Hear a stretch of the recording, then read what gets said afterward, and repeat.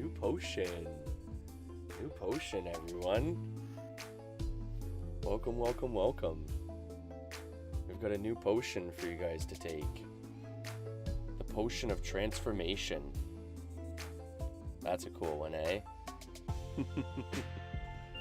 How's it going, everyone? Welcome back.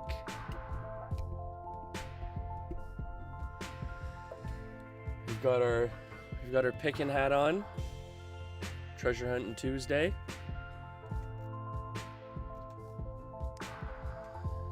Hope everyone had a good Easter weekend. Happy Easter, or happy belated Easter, everyone. Hopefully everyone's full from the food they had and all the chocolate. Of course, everyone was binging on chocolate. Like madmen, of course, right? Don't worry, I was right there with you. I had tons of chocolate. We had tons and tons and tons of chocolate. Too much chocolate. Too much chocolate. But it's all good, right? So we're just going to be getting some treasure maps done today. Might do a little bit of leprechaun farming as well. Who knows? But again, take the potion, everyone. It's a new one. We just got it over the weekend. We brewed it up over the weekend, so by all means, take the transformation potion and become something awesome. Because trust me, you already are something awesome. Sometimes people just need that extra little potion kick to get geared up and to start doing something awesome. You're already there. Take advantage, right? And of course, without further ado, because that's what everyone comes here for, is the healing potion, right? I wanted to highlight the new potion before I brought you the healing potion this week, but... So how's it going, everyone? Welcome back. Throw the healing potion up here and get ready to actually play here, folks.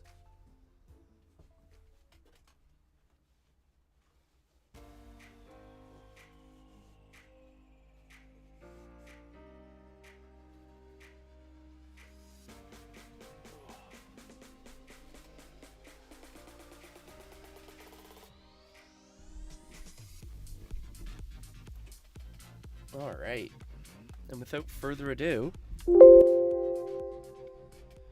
bring you some gameplay. So how's it going, everyone? Welcome back. Welcome back.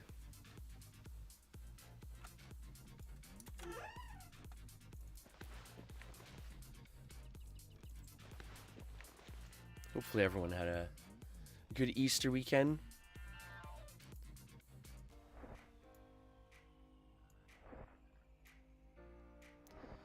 Got some chocolate in ya. Hopefully maybe some ham. What does everyone usually cook for Easter? That's a thing, like, I find all the other holidays are kind of decided. Easter's kind of up in the air now. Kind of undecided on what everyone cooks. Just kind of wing it. Maybe some people get fast food.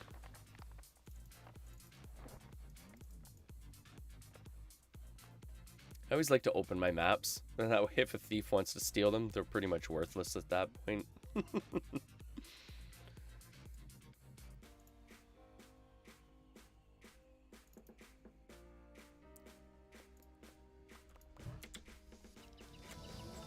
Like I was saying before, I always like to try and recall in hidden, just in case one of the lazy previous treasure hunters left their spawn.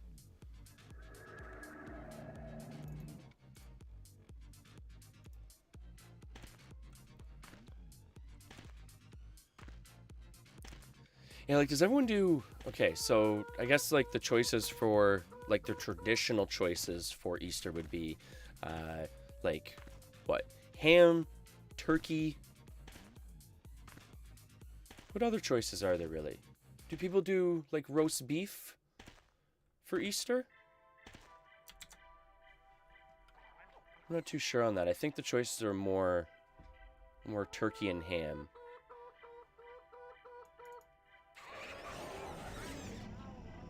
But like I was saying, I don't think it really has like a go-to food association, a go-to food associated with it. Like turkey is with Thanksgiving, right? Because I mean, you're gonna have turkey with Thanksgiving. Like, I mean, that's pretty much a given, right? And then in that case, it's decided for you beforehand. But I mean, with Easter, what do you have? Ham. Maybe you go out for a little bit of... Maybe you order some Chinese food or something, maybe.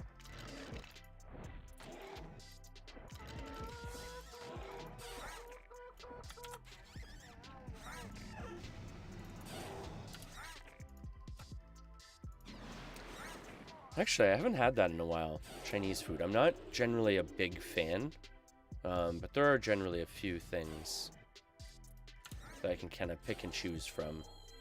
I like chicken balls. I really like Cantonese chow mein. And then, what else is there? That's almost it.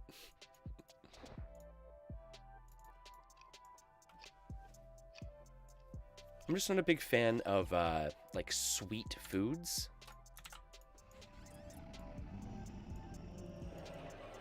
A lot of Chinese food is, like sweet and sour based, I guess.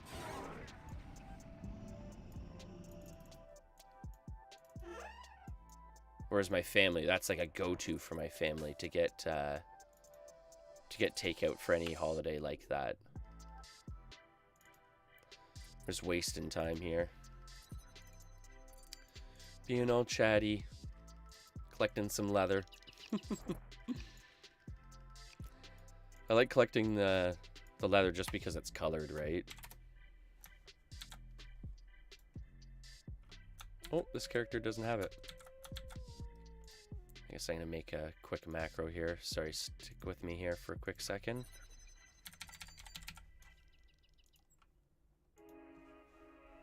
So essentially what I'm doing right now, for anyone that doesn't know, is I'm creating a quick in-game macro. I like using the speech macros in-game just because they don't mess with any other macros that you might be running with Razor or anything like that. But I'm just making a quick macro to release my demon. Or anything pretty much named A, actually. So A release, now Alt-T. Oh, maybe that's why I don't. Alt-T, I forgot to... I always forget that it's a separate confirmation for the key binding itself and setting up the macro. All right, cool.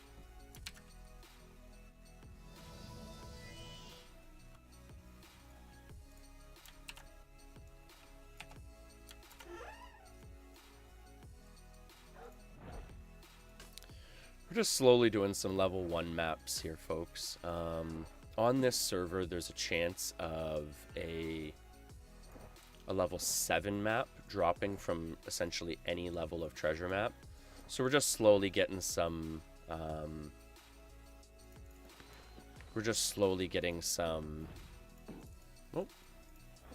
some level 1s done. And just hoping that a level 7 drops. Because that'd be pretty sweet, right? Just doing some chill out stuff. Always stay nice and chatty early in the week. Because I want to hear about everyone's week. And weekend. We went for our first bike ride yesterday. That was really nice.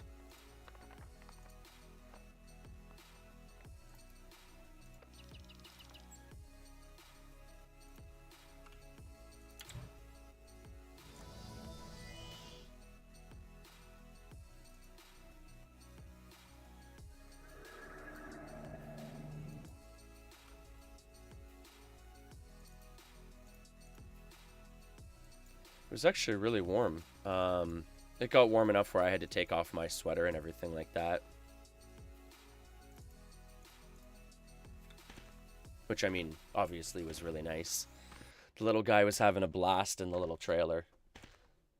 Have to admit, I got a little rambunctious at one point. But luckily I saved us. We went through the trails. We're doing a little bit of road riding. I always hate riding on the road with him though. Just because I always get really sketched out whenever like a car drives by too close or anything like that. So I always try and keep it to the trails if we can. Which was actually nice because the trails, luckily, were relatively dry. And I mean, it's super early in the season, right? Like early April. And to have the trails open and dry in Canada is very rare. Very rare. Especially to be able to take a child's like tow behind trailer through the trails. Like, I mean, it's one thing to just bike through the trails yourself, maybe get a little bit mucky, but pretty much anything that I go through, he's going to get really bad because I'm going to kick up all the dirt at him. So to be able to bike through the trails in early April that was beautiful. It's been quite a few years since I've been able to do that. Well, actually, I was telling my girlfriend, probably the last time I can remember doing that was when my nephew was born. The year my nephew was born, we were biking in the trails in March, actually. And comfortably in the trails in March in Canada. Like, that's unheard of. And virtually in whatever we wanted to wear too, right? Like shorts, t-shirts. Some guys wear spandex when they ride and stuff like that. So yeah, that was pretty cool.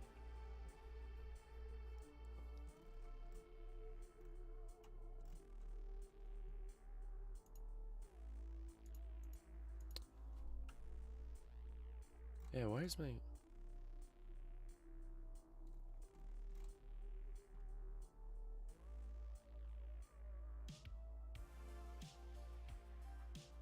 It's like spamming. My text thing is like spamming. It's supposed to be set to go off like every couple of hours. It's like doing every couple of minutes. That's a little annoying. I apologize for that, folks.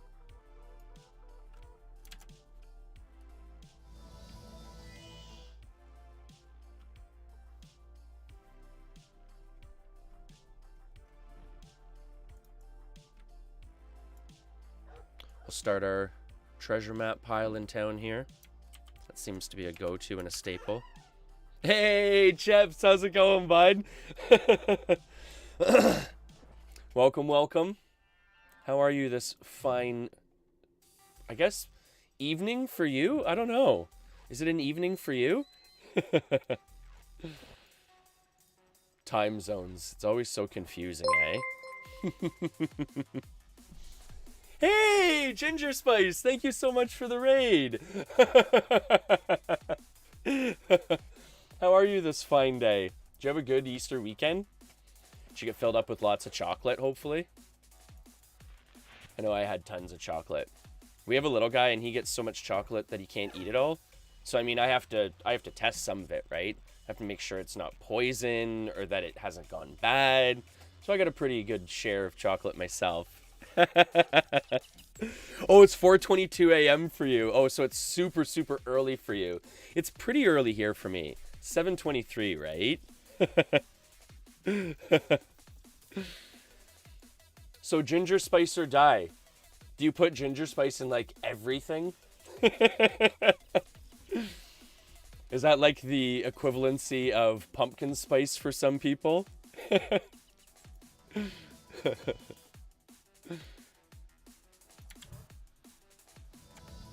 Oh, see? Treasure mapper leaving some spawn here. Oh, that's funny, Ginger Spice. Are you a fellow UO player?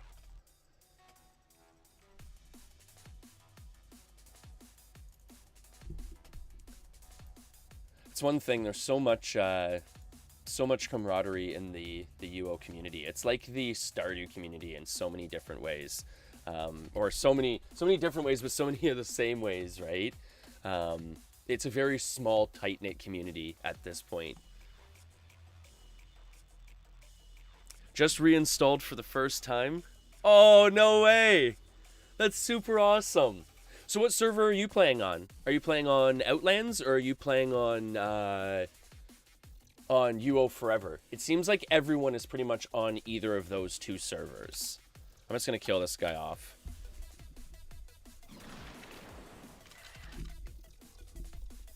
But yeah, it seems like everyone's on UO Outlands, UO Forever, which, like I've said many times, they're great servers. It's just it wasn't what I was looking for this time around. I wanted something like super nostalgic. The mac and cheese of Ultima Online, right? And this was it. This is like pretty much what I left Ultima Online at. Like T2A, like, you know, just around the Tremel time period. Like I was playing, you know, after Tremel's release and stuff like that. But I still focused on a lot of the older content because I was so young at the time, right? Oh, official. Oh, that's awesome. That's super awesome. So you're like super old school. That's the thing though. Jumping back into Ultima Online, like the actual official servers, is so different at this point than what I remember leaving. So for me, it would have been too different. Whereas with this, can I summon a demon now? With this, it was more or less what I left, right? Okay, cool. I thought he should have been timed out by then. But yeah, this is pretty much what I left. And this is super cool because like a lot of time period servers don't have factions and stuff like that. This one has full-blown proper factions with sigils, like proper faction bases, like the works. This is a really cool server. I've been really enjoying my time here. And this is Ultima Online Renaissance. For anyone that wants to know, it's a free-to-play, free-to-download, free to try out server if anyone wants to try it out. Really cool time period server. It's awesome.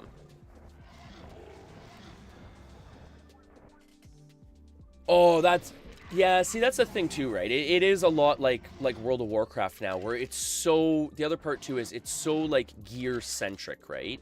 Like unless you have like a, you know, a mage plate mail armor suit, lower regent requiring resistance perfected, I mean, you can't even do half the content in the game, right? Whereas like this is still in like the good old days of like, you know, like blue Valrite plate mail is still to rule the lands, right?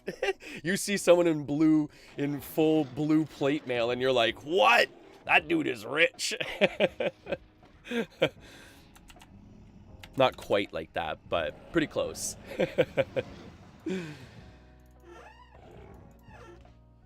All right, let's hack up this chest so we don't leave it for the next treasure hunter. All treasure hunters, do your other treasure hunters a favor. Leave the campsite in as good or better condition than you found it. Campsite rules, right? And on this server, just for reference, why I'm looting like all these little tiny monsters is there's a chance of platinum on virtually anything, which is an in-game currency, which is actually worth quite a bit. So, I mean, I'll usually take a little bit of time, especially on these chill streams and stuff, to just slowly look through the corpses and stuff like that to see if I popped a platinum.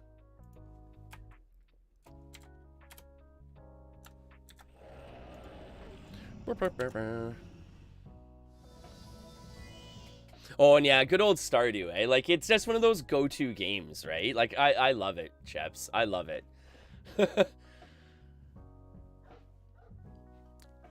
And the classic server release? Do you mean like classic WoW server release, Ginger? Because if so, like are you waiting for the Burning Crusades classic release? Because I think a lot of people are probably at that point now where even the classic WoW, they've probably played that out and are now waiting for the Burning Crusades classic release, which should be super cool. Oh, yeah, Cheps. I got as many of the little avatars as I could pretty much find. I didn't go too much into the like the secondary releases and expansions for Pokemon and stuff like that. I really do have to go back in and download some of those because there have been people that have requested certain Pokemon that I don't even know those names, I'll be honest. I'm old school, right? If it's not the classic, if it's not the classic, what, 152? I don't know them. I don't know them. Oh. Oh, what? Oh, 151. 151. See? Ozzy is the one that would know that. 151. Now, is it up for debate, Ozzy? Because, like, isn't it kind of like one of those things where, like, the 152 is like Mewtwo or something? Like, isn't that the debate? Hey, Fab, how's it going?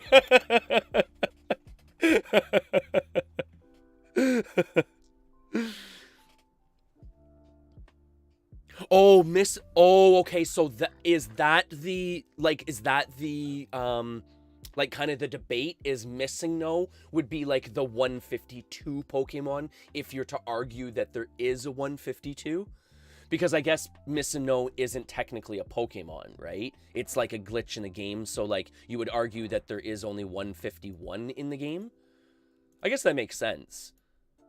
I didn't know that was kind of the argument Pokemon.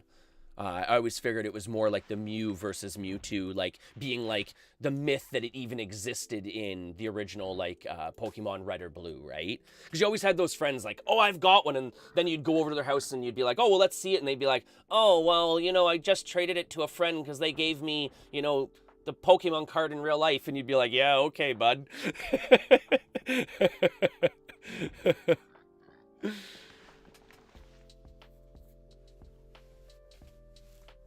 Yeah, there was like so much about that Missing No. Like that was so super cool that they actually like for one like left that in. If I'm not like I forget how it had broken down. I did watch a little like a quick thing on that.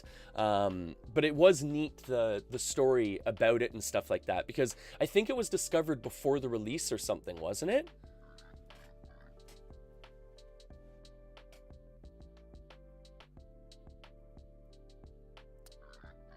Oh, hey, Fat Panna, how are you today? Oh, I'm sorry that you're leaving already. Thank you for stopping in, though. And Ozzy, are you having internet problems again? That's too bad. I mean, that's almost to be expected with a new place, though, right? I know I had a lot of internet issues when I first moved in. Especially being out in the country here and stuff like that too, right?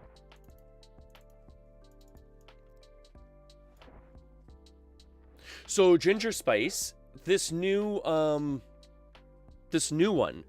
I've heard about, like, because Broadsword is essentially like the current UO servers, if I'm not mistaken, right? Correct me if I'm wrong. So is the legacy, what time period is that going to be based around? Is that going to be based around like Felucia, like T2A Renaissance time period?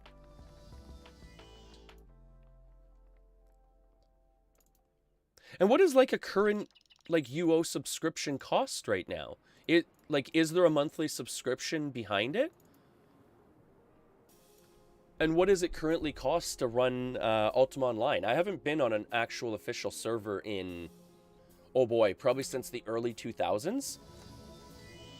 Since just a little bit after the release of World of Warcraft. It's not like I left for World of Warcraft. It's just I didn't have enough time for both games, and then I started playing like player run servers when I came back, because I really like this time period for Ultima Online. This, in my opinion, is the best time period. Like freedom of choice, where you can openly kill people out in the outside world. Like, there's risk versus reward, right?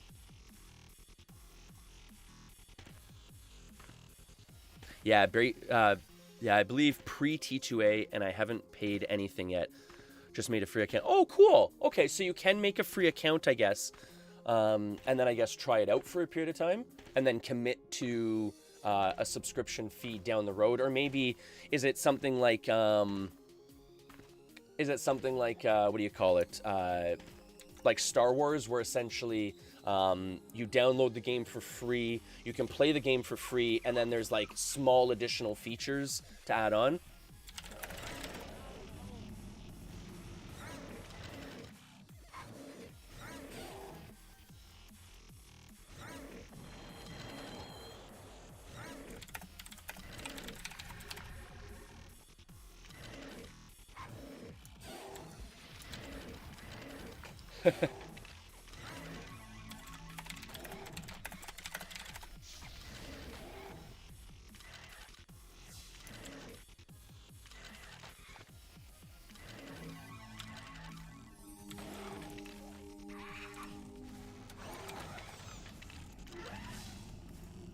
Oh, there's a mask in it. That's funny.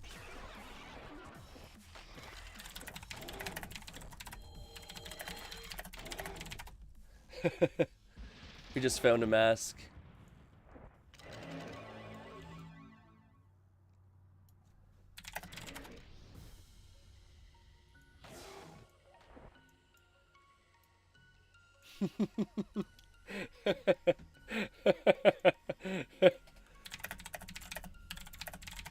I have this pretty Verite one too that I just got. That one is super cool. I love that one.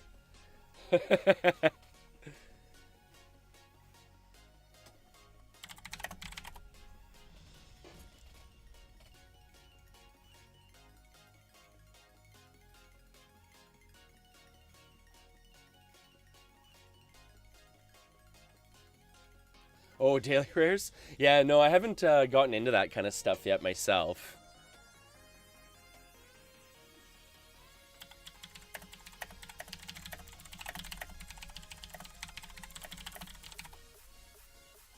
Oh, game is saving. I believe it's basically free now outside of grandfathered houses. Could be wrong, though. Oh, okay, that makes sense.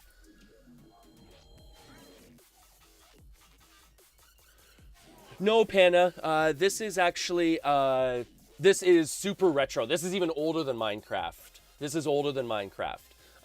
This is Ultima Online.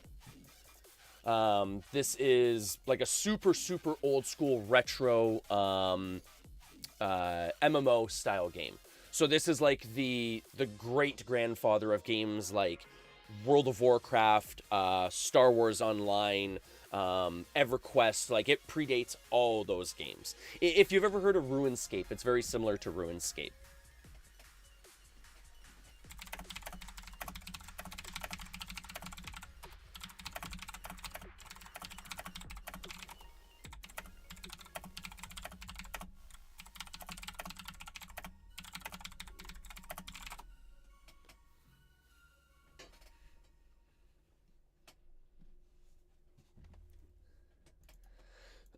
I always like to be very friendly in the game and stuff like that. Try and meet new people, talk to people and stuff like that. And like, one thing in Ultima Online that I'm huge on is, at this point, like, I have uh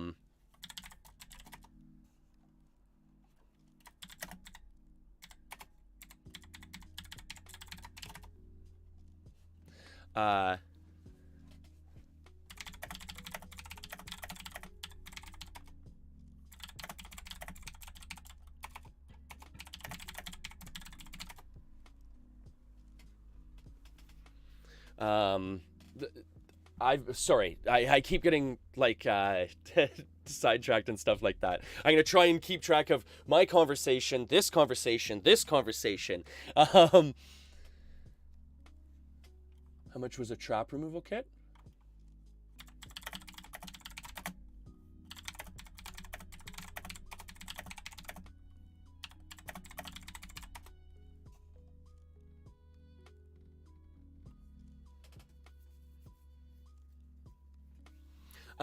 Okay, so I've been like super uber rich in Ultima Online like a lot of times, like super a lot of times. So at this point, like, I just give stuff away. Like, when people ask me like, oh, you know, that's cool, I'll just give it away, you know?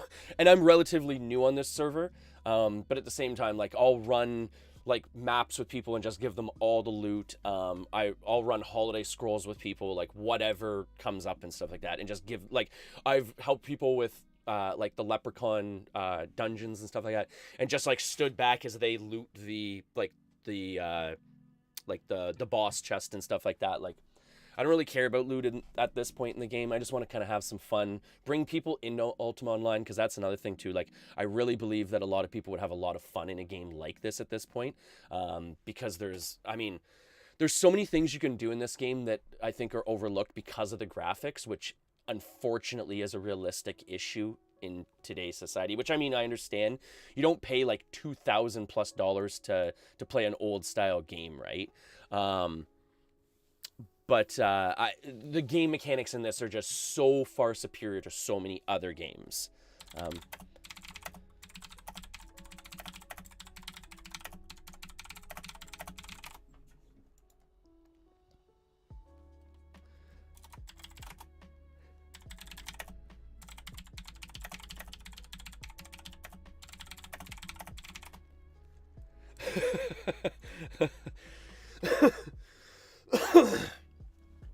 But again, like, this is a super, super cool server.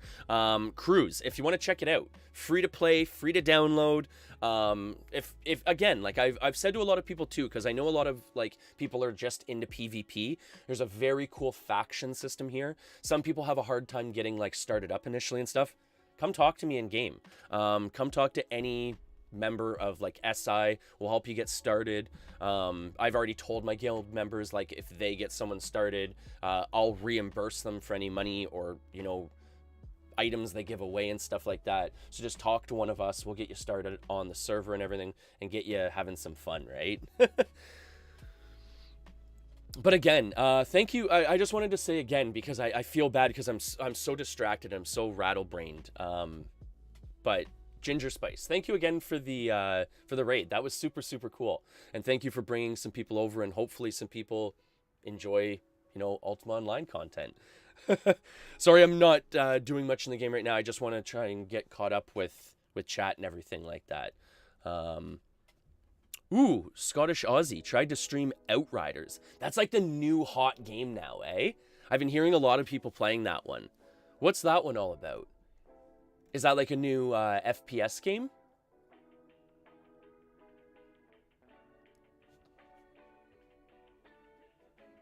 Oh, I'm gonna head to bed. And then, yeah, pre-T2A. Okay. All right, sorry here, folks. I'll get back into the content here real quick. Get back to looting here real quick.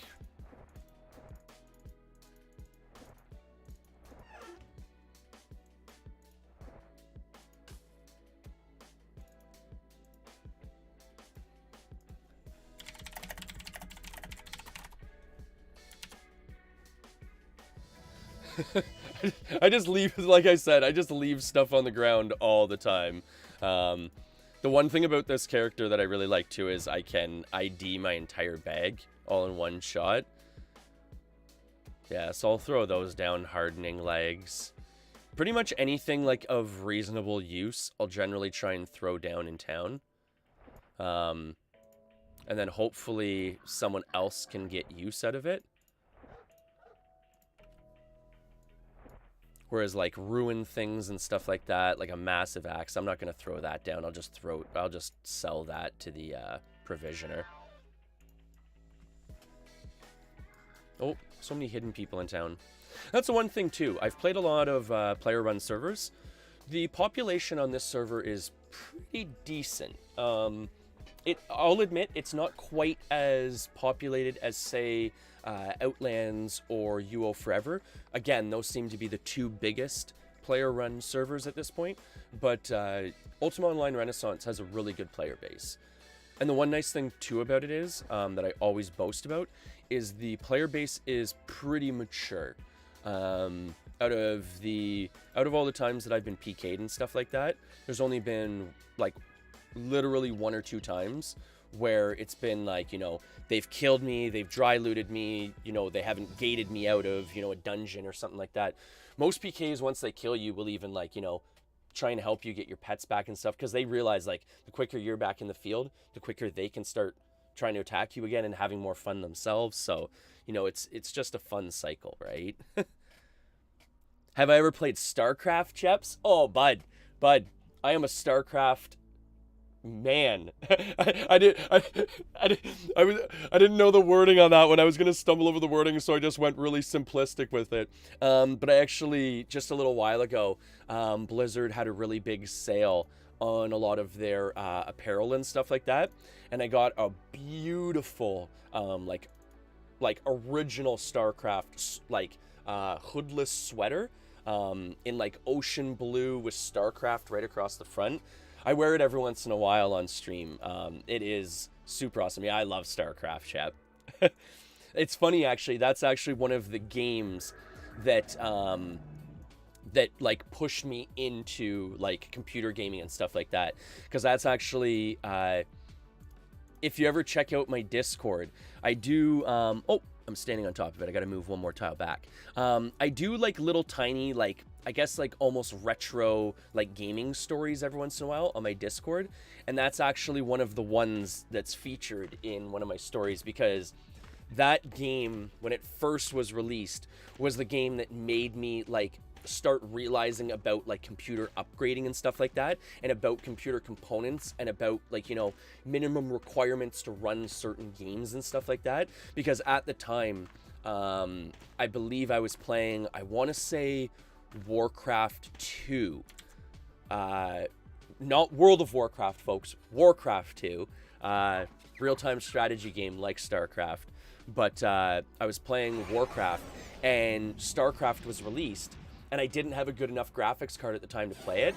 So the story is like, essentially I made a deal with my parents and like my computer guy at the time, because back in those days, like, you didn't have like Best Buy and, you know, like all those places, right? Like, you had a computer guy that you had to call up and get over to your house, and like he'd be virtually hacking your computer, right? Or it seemed like it at the time anyways. But I made a deal with him that we would get an upgraded graphics card for me shoveling his driveway every single time it snowed. Like, if it snowed, I was out there. If it snowed while I was at school, like, I got home, dropped off my bag, and was at his house to shovel, right? But that was the deal, and at the time, it was a good deal, right? To get a graphics card for your computer for shoveling a driveway as a kid, like, for me, it was a no-brainer, right? But it was funny, though, because, like, the story goes, you know, every time it would snow, all I'd want to do is play games. And every time it snowed, nope, okay, responsibility tells me I have to go out, shovel the driveway, because if I didn't shovel the driveway and don't shovel it, I won't have this card, right? And I can't play anyways. So 50% of something's better than 100% of nothing, right? All right, here we go, folks. Here we go.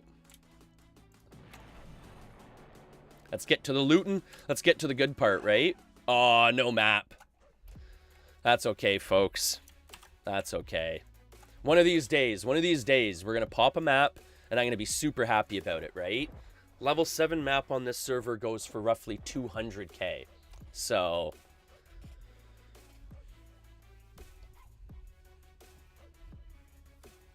oh, Roller Coaster Tycoon!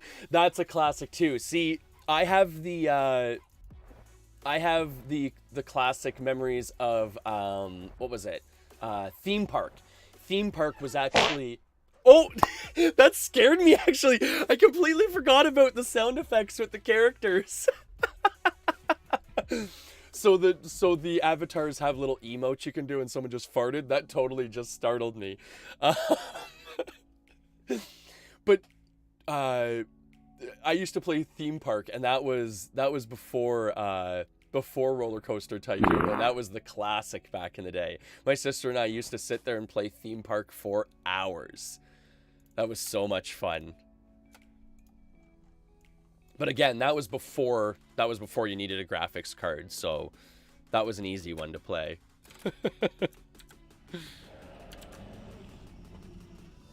All right. Anything worth throwing down here for some people?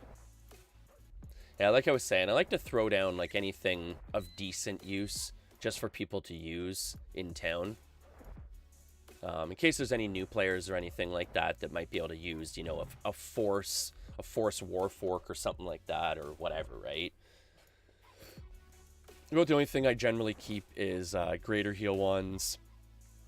Oh, there you go. Greater heal ones, mana drain ones, because they sell pretty well for the PvPers on the server, and they actually sell for decent money. Like a greater heal wand will sell for 1,000 gold per charge. So that wand I just found was worth 2k. So that was worth, like, you know, more than the chest itself, right? We'll do one more, and then we'll go drop off at the bank, or go sell our stuff at the provisioner. And these are all my maps I've got. Well, not all of them. I've got more at my house too, but these are some of the maps I've got saved up to pop off on stream. Oh, Fab getting the stars. Fab getting the stars. Fab getting the stars. Oh, I guess he gave me back the mask. I'm just going to drop it in town for someone to use here. Someone can have that and enjoy it. When I first started on the server, I was a big fan of finding the masks, because they can sell for like a couple thousand gold pieces a piece, which is hard to get if you're a new player, right? And it's always fun to kind of look cool, like Zaz and I have joked about and stuff like that. And I've got a buddy in my guild who's always making fun of me for being like what's called a tremmy, which is like someone who, like, you know, is really obsessed with their looks and, you know, is like kind of frou-frou and stuff like that, which I'm quite okay with.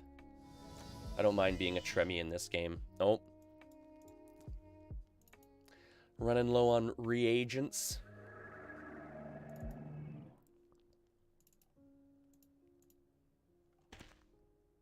There you go, Fab. There you go, Fab. And that's one thing too, actually. I will be opening the the heals store for point redemption and stuff like that. So make sure that you are collecting points moving forward. Because up until like this point and moving a little bit forward, they are, like, I don't know, apparently somewhat useless, but you're saving them up for when I open up like the stream store and stuff like that, and then you'll be able to redeem different stream point or different stream redemptions, things like that, right? I have some pretty fun ones planned. Hey, Rotten, how's it going, bud? I haven't been chatting much in your streams, but I have been stopping by quite a bit. Still crushing it in Paladins. Still popping people off. I like the, I always forget the name. Is it Androxus? The guy that gets to float and you're just like capping people with the two pistols? Like, I always love those gameplays. Those are always classic, Rotten. How was your Easter weekend, bud? Hopefully it was good. All right, let's pop this chest here. No level 7 map. So I guess, okay, so from what I've heard from a couple of different treasure mappers and stuff like that, for a level 1 chest to get a level 7 map, it seems to be about a 1 in 250 shot. So, I mean, those are pretty slim odds. Like, I mean, don't get me wrong, we're gonna find one, but you know, it's not going to be like we're going to find one on each stream or something like that. It's going to be pretty rare when we find one. But when we do find one, that'll be a joyous moment, everyone. And rule of thumb with Ultima Online, generally when you find a really high, you know, worth item like that, there'll generally be someone else around to make it like really super sketch and stuff like that. So we're going to have to like loot it and just jump to town. Oh, Guild Wars 2. That's one thing I haven't seen you playing. Is that like your new, like, go-to MMO? I had a buddy a couple of years ago try and get me into that. How is that one? I've actually heard that that one is actually one of the better, and correct me if I'm wrong, it's free to play, right? Oh, what am I doing here? It's free to play if I'm not mistaken, right? And I've heard it's one of the better free to play MMOs. All right, let's chop up this chest. Let's get out of here.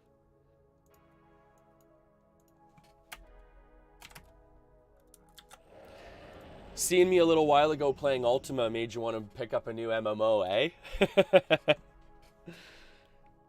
Oh, okay. Free to play other than expansions. Okay. But the base game, yes. Yeah, that's what I've heard. It is a really good free to play game, and apparently the PvP system in it is actually pretty decent.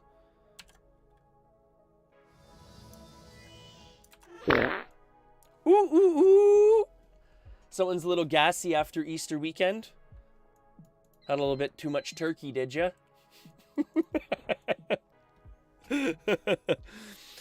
My best friend has been bugging me, and he got me hooked. I bought both expansions first day, and all I do is PvP. No doubt, eh, bud?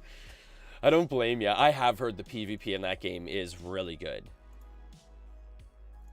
The one thing is, though, like, that's what I always boast about in this game. Is there purpose behind it, essentially? Like, for an example, like, the PvP in this game actually affects essentially the map, right? Like, you can control cities with your faction.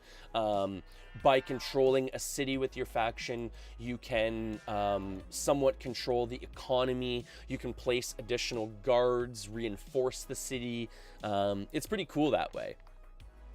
But obviously, Guild Wars is a much, like, newer game, both in age and graphically. Because I know a lot of people have a problem with, like, getting over, like, the graphics of Ultima Online, even though the gameplay is really good. And I mean, I get it. It's a pretty old school looking game.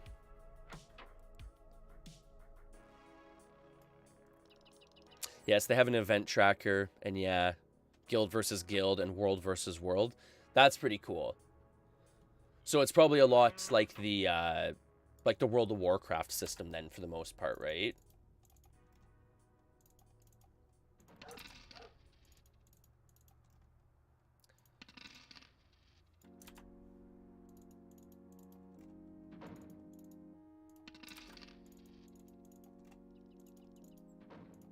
We're just quickly selling some stuff in town here.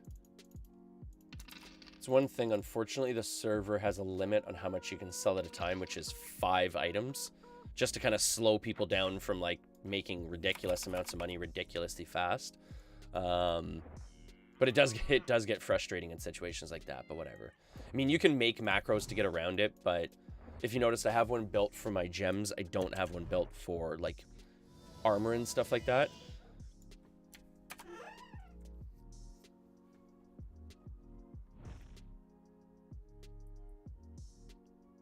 So everything you do in PvP gets you free items for regular gameplay.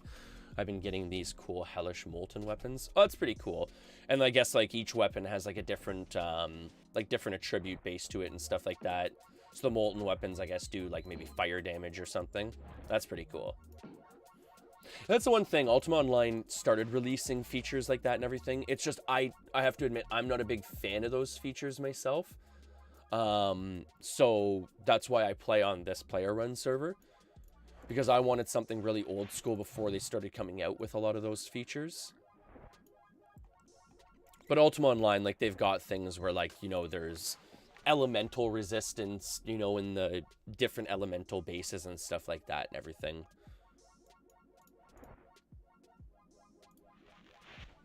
You know what, let's find, okay, 1 second, we're gonna jump here really quick, and I want to show you guys some leprechauns here really quick, because this event that's going on really here, this event that's going on right now is really super cool, I find. So let's try and see if we can find a leprechaun here. So essentially what you have to do is, in the overlands, or in dungeons too, there's going to be leprechauns, right? Oh, there's one, like, right there, if I'm not mistaken. So you have to find these leprechauns, and by finding these leprechauns, you kill them. And then potentially by killing them, you get, like, a little, like portal type of thing that opens up, like little sparkle portal.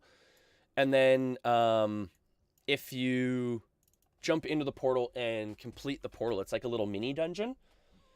You have potentials at like different rares and stuff like that, which is obviously like super cool, right?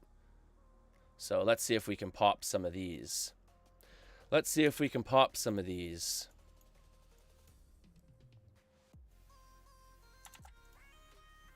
Let's see how we do with this. Yeah, kind of like the cow level in Diablo. Yeah, you're right. It is kind of like that. And just like the cow level in Diablo, like the loot in these is much better than, say, like just a normal like dungeon. Like you have a chance at some rares, you have a chance at some decent money.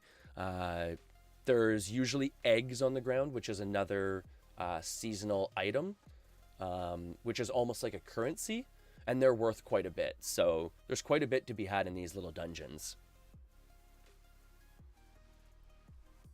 Yeah, it is really neat. Like, there's so many different, like I said, like, that's the thing with Ultima Online. Like, so many people are like, oh, like, look at this game. Like, you know, it looks so crummy. And, you know, graphically, it kind of is a crummy game. Because, I mean, it's so old, right? But the gameplay in it is so far superior to any other game in so many ways that I've ever played, that it makes up for it. Like, easily makes up for it.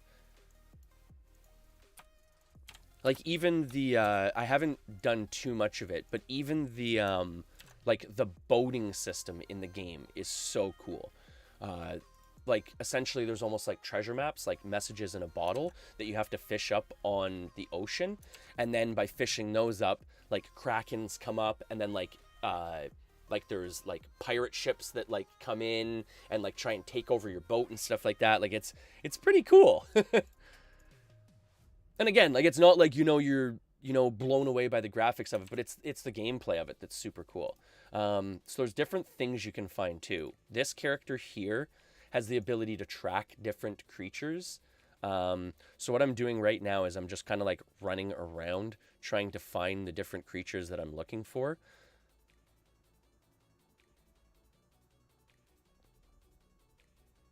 Hey, Devi, how are you? Hey, no worry. It should be more like I'm back too. I've been taking a lot of breaks because of like holidays and stuff like that. It was Kelsey's birthday over the weekend, so I didn't do any streaming over the weekend or anything. But on that note, how are you? Let's see if we can. The main thing we're looking for too in the animal category is is the Easter Bunny. With the Easter Bunny, they have a chance of dropping the Easter eggs, and you can make some pretty mad money, like I said, off the Easter eggs and off those Easter drops. Oh, who is it? Oh.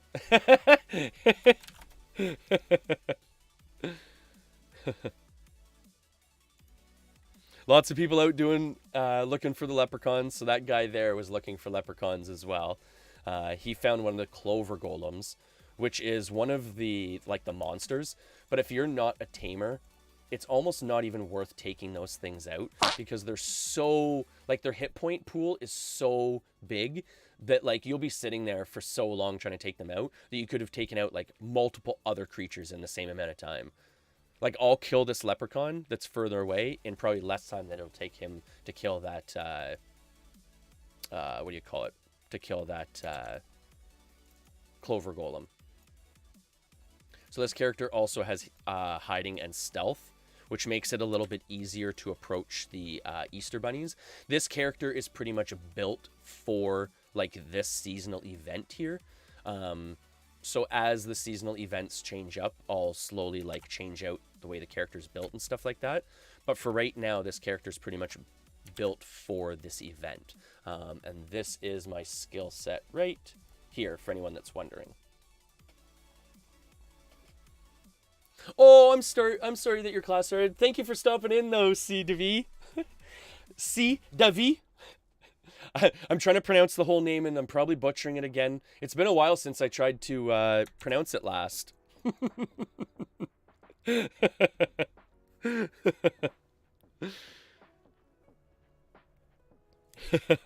I'm always doing well, though. I'm always doing well. I hope you're doing well. I hope you had a good Easter weekend, by the way. I'll be here for the next little bit if you have time after your class.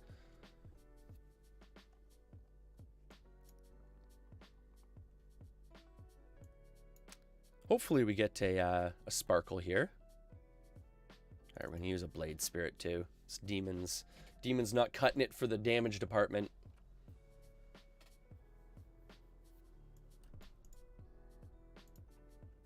Oh.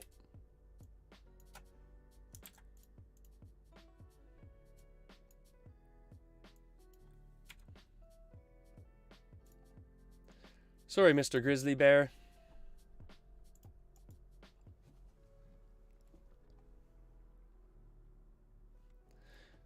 And do you play Guild Wars on the computer?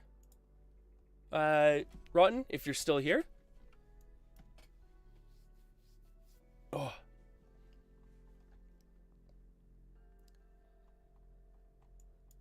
On your elite new computer?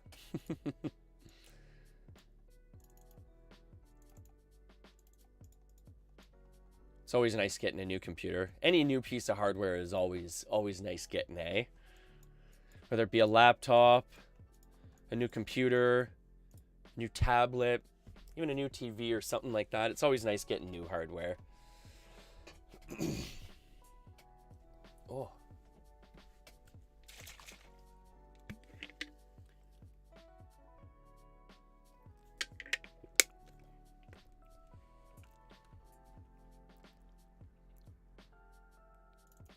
All right. Let's see what we get here. Let's see what we get here.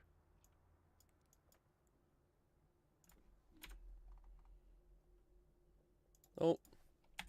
No fizzle sparkle. No fizzle sparkle. That's okay. Like I said, it's pretty rare that you get them, right? Like the sparkle gates are not common. So you have to be pretty lucky to get one. And you have to get a kill at the right time, essentially, too. So multiple things have to start lining up for you, right? Oh.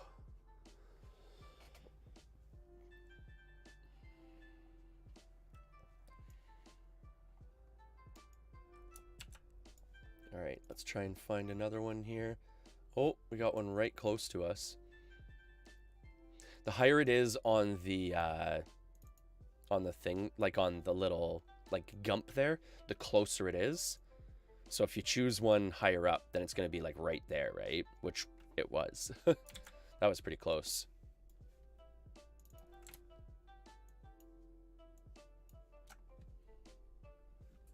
Oh, stream music keeps cutting out. What's the deal with that? Which, by the way, so this song right now is by a good buddy of mine that goes by Freeman. He has graciously offered his music up for content creators and for streamers to be used copyright free and DMCA free. So by all means, if you would like to use it on your streams, you are allowed to use it. Just, you know, obviously give him credit where credit is due. He's got some really good stream beats and stuff like that. He's got one I'll play afterwards. That's really... Oh, actually, no, sorry, okay. So the new one that I'm hyping up right now is actually a new one that he's about to release, folks. And as I was telling him, it's got like this super, super awesome like rock Zelda feel to it. For anyone that's like a big fan of like classic, like, you know, like 80s, early 90s, like beat bop music and stuff like that, like from video games. It's got like a really cool, like classic retro feel to it. Very, very super cool. So by all means, check it out when it drops, and I will keep you posted on that. Yeah, no portal again. Hopefully we'll drop a portal here in a second. We got another leprechaun here, though, I think. Hopefully, if he's still here. Okay, yeah, he's still here. Where's Where's my tracker? Oh, he's on the opposite side. All right, so we'll have to get rid of our demon here and jump to the other side of the river here.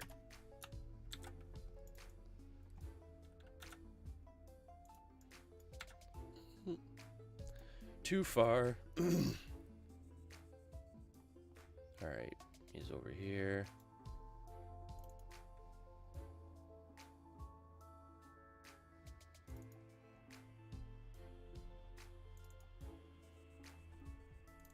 I like it too because he's got a good mix of music at this point too. This one's kind of a little bit more chilled and trancey and stuff. Some of his newer stuff is a little bit more upbeat. So he's got a good mix of music coming out too, which is really nice to see. And it's always just nice to have just more music to choose from to play on stream and stuff like that, and not have to worry about DMCA strikes and everything like that.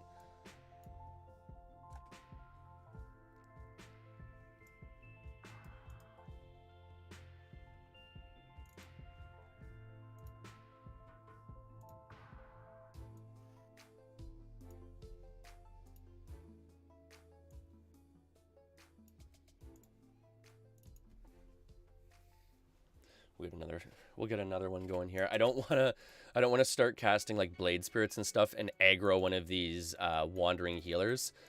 For anyone that plays Ultima Online, aggroing a wandering healer is bad news. They are vicious.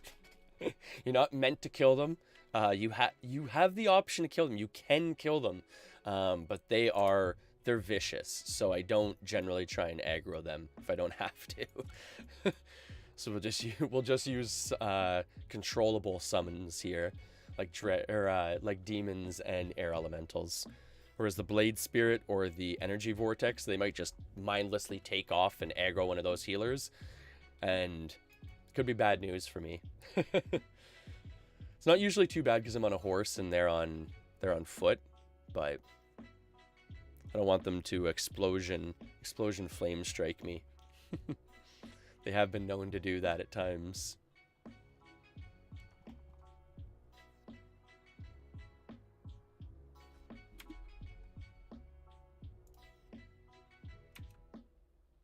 Can't bad. It's one thing, they've got so much hit points too. But like, think about how long it takes to take down one of these down. And the Clover Golem, that guy's probably almost still sitting on that Clover Golem. Those things are brutal.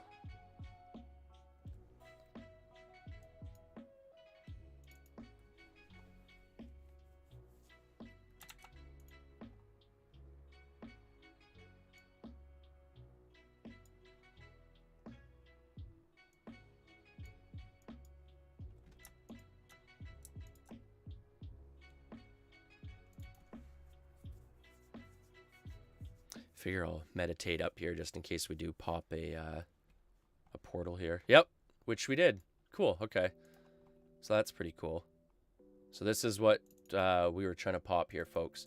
So that little red thing there is the portal. So once you walk in, you're into like this instant dungeon here. Yeah, see? So essentially, oh,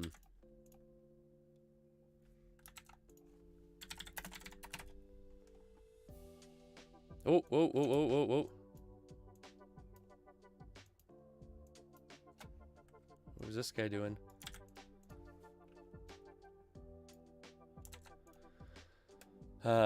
So as you can see, they are crazy popular. And this guy here is probably just running around trying to grab eggs before everyone else does, which is, I mean,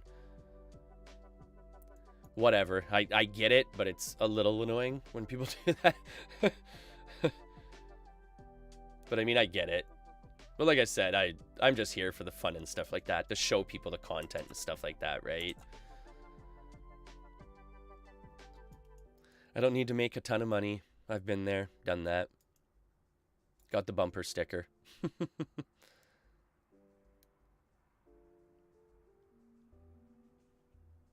All right, so we got another one over here. Yeah, another 2 over here.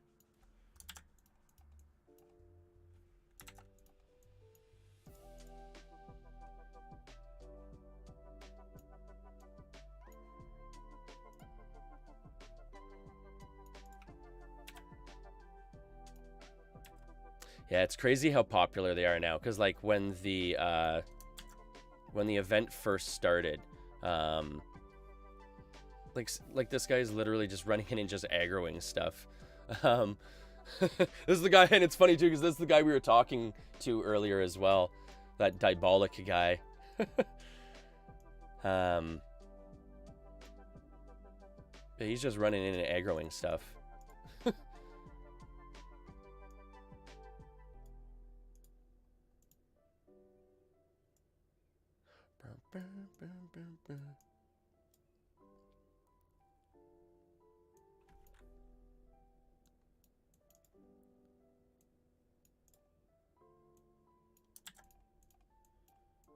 So also too, what I've got, what I'm doing as well is I've got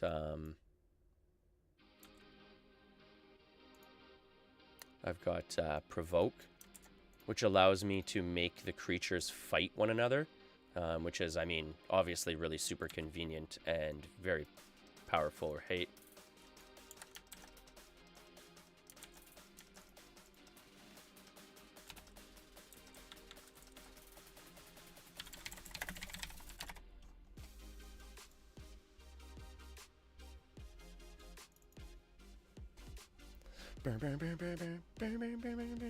For the most part, though, people are pretty friendly in these dungeons and stuff like that. Like, it was even funny. Last night, I was even with, like, a PK, like a red player, which is someone that should be, like, killing other people. And, we were working together. I mean, it's better for us to work together and just try and complete the dungeon and get the loot than for him to try and kill me and then get it drawn out and then both of us end up, like, losing the loot. So it was kind of funny that we were both in there and both of us were helping one another, right? Even though normally it would have been a fight between the two of us.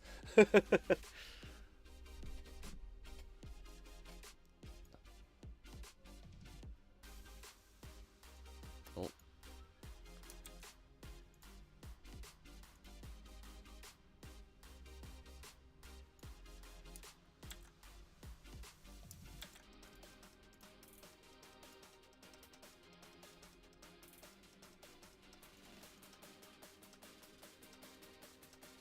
Yeah, see, this guy's literally just waiting at the boss and didn't help the dungeon almost at all. Like, that's funny.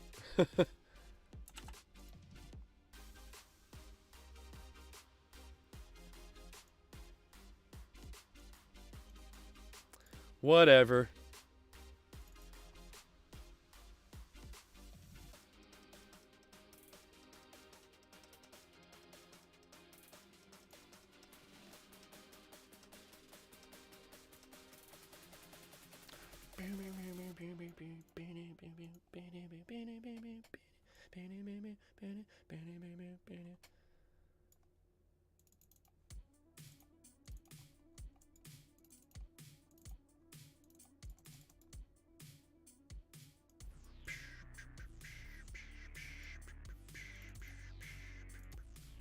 Might as well get some gold, right?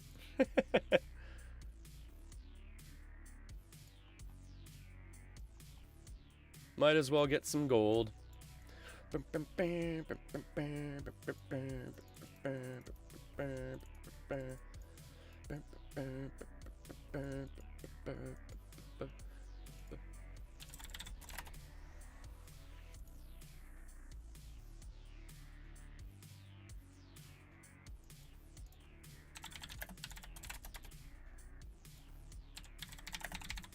I stole?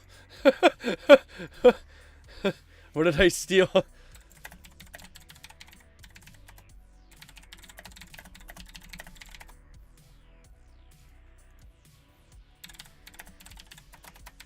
Your body? What does he mean I stole your body?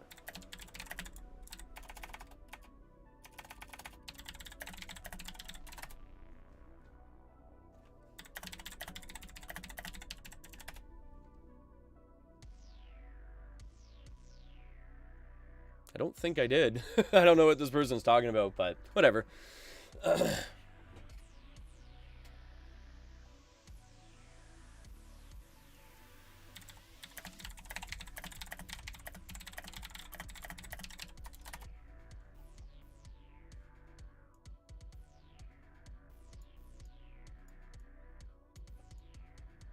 Does he mean like I stole his loot?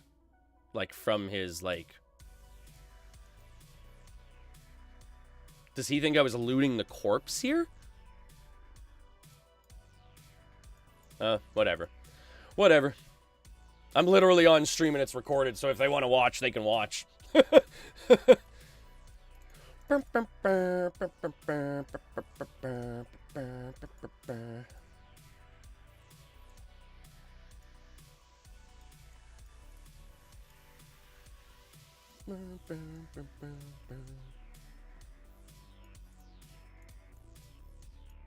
Yeah, I didn't steal anything from the corpse. I was just, like, looting the actual, like, mobs and stuff like that.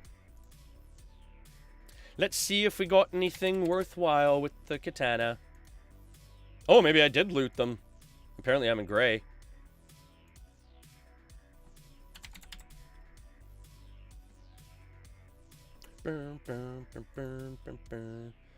I don't know what I stole from them if I did loot them. They didn't have much on them if I did steal anything. Maybe that was the katana that I took? I don't know.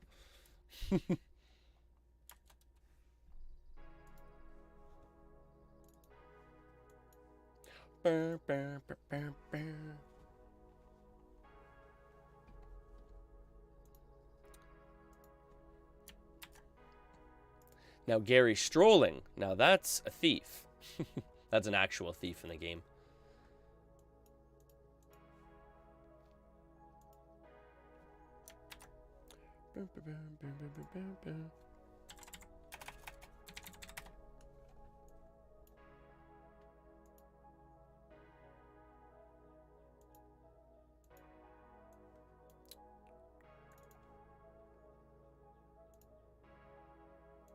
Ooh, super good. Yeah, definitely not anything worthwhile there. That's for sure.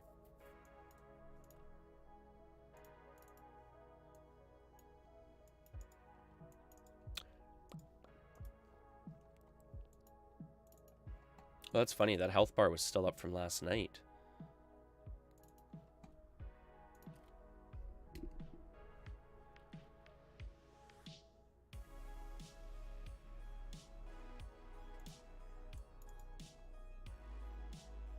Oh, I always forget you can't can't recall it here.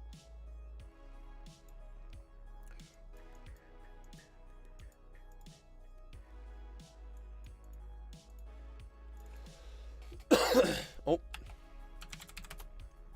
Need to supply back up again here.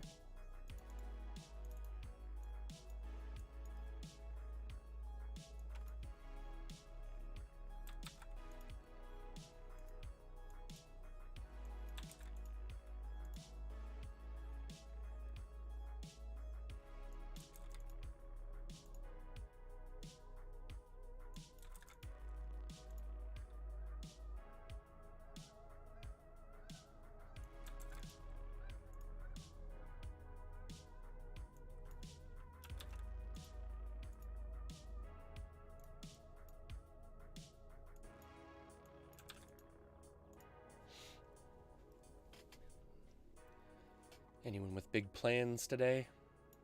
I'm almost kind of hoping to go for another bike ride today. That was a lot of fun yesterday.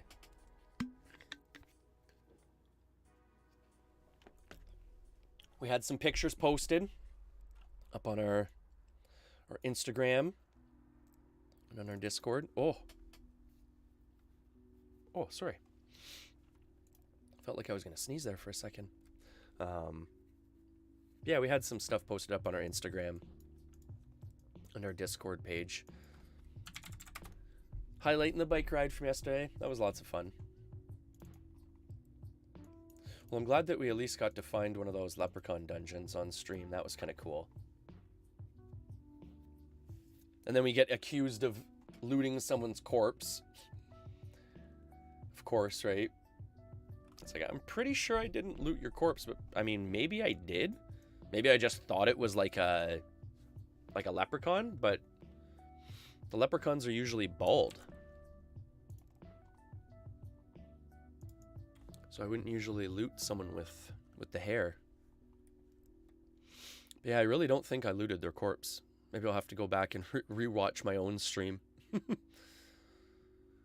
Just to see about that, to see if I did loot the corpse.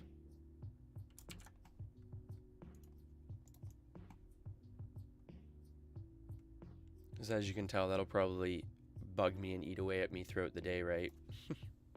Oh, excuse me.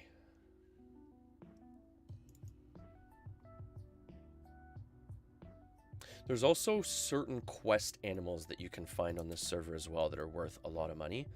So it's worth it to look for those as well when you're doing your tracking, when you're looking for the Easter bunnies.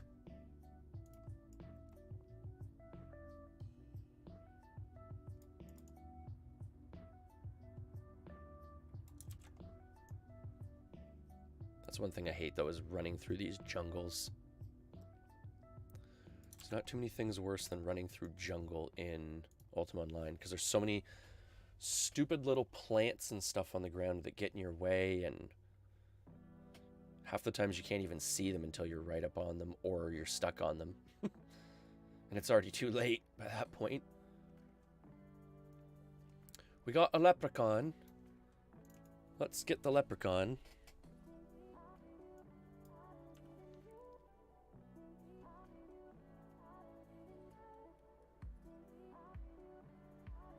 Ooh, ooh, ooh, ooh, ooh, ooh. There we go. All right.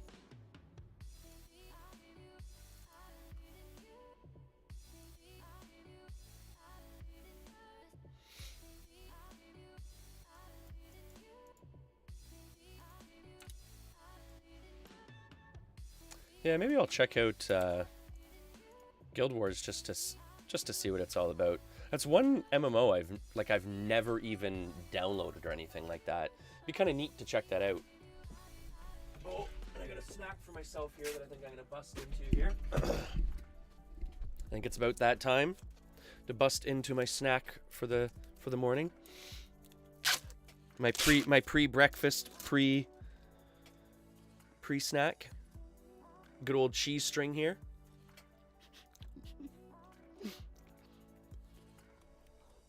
Because who doesn't love a cheese string, right?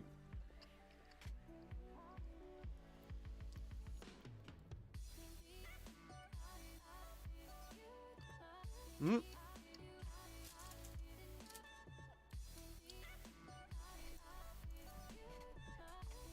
He's about to drop.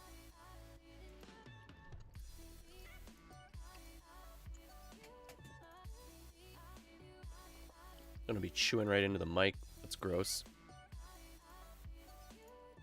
Get some of that ASMR stuff going on.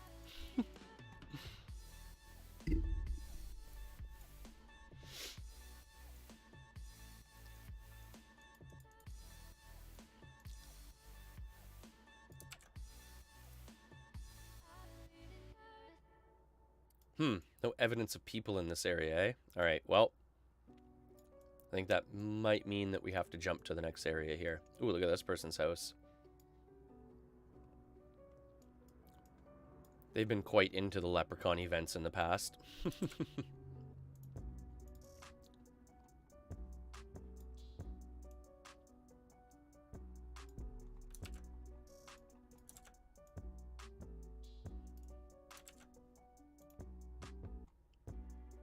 Alright, I think that's our cue. This area is dry.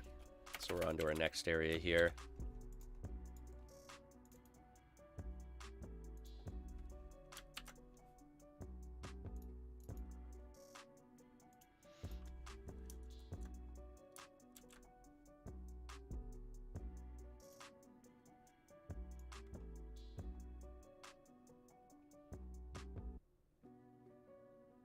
Some people just recall into the initial spot, because if you notice, I have 2 rune books I'm working off of. Most of the leprechauns will spawn at NPC camp spawns. Oh, Banshee, I hate Banshees. That is one of the seasonal creatures, but they're so hard to take out for a summoner because they dispel that there's not even really a point of me trying to take it out. But a lot of people just recall in and around to the NPC camp spawn spots because they don't have tracking. Whereas I can kind of go a little bit off like the beaten trail and find some stuff that is probably a little bit out of the way for a lot of other people that wouldn't normally be able to find it. In some cases, it might be a little bit slower to do it this way. But in a lot of cases, I get like a lot of leprechauns to myself and a lot of... like I end up getting dungeons to myself here and there, which like some people say they've never been in a dungeon by themselves, which I've probably gotten at least, I would say 5 to 10 myself. And I don't even do this that often. Like I pretty much only really do this on stream for the most part. So there's one like right here. If you notice that little arrow, I'm just trying to like pop him because he's invised right now. And then get a blade spirit on his ES. Get a blade spirit on his ES.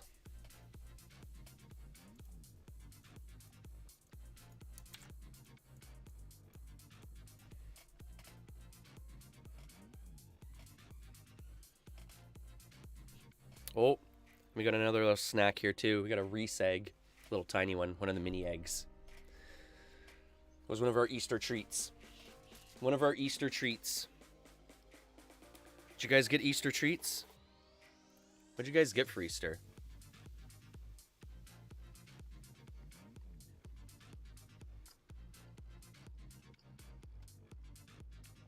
Better question is, what did you get your kids for Easter? We got Oscar some like outdoor toys and stuff like that. And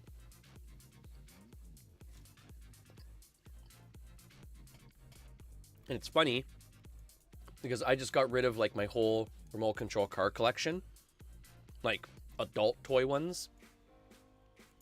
And here he goes and gets like a whole bunch of different remote control cars for Easter. So I thought that was pretty funny. Was there sparkles there? No, okay. Sometimes it's hard to see because of the trees. Some people, you can actually set it so the trees are like all chopped and they're all stumped, but I hate the look of that. I can't stand that. I will take a small gameplay hit to have the trees at least look properly. And that's the other thing too, like I was saying earlier, there are other servers that have like higher populations and stuff like that, different content and everything, but I don't know. I like it here. This is old school.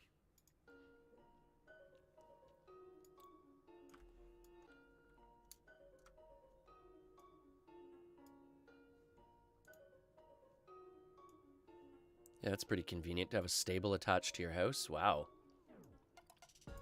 Man, oh man, that'd be sweet.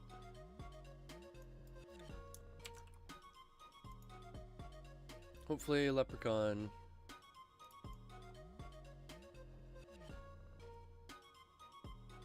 We're just kind of running south here, seeing if we pop one here.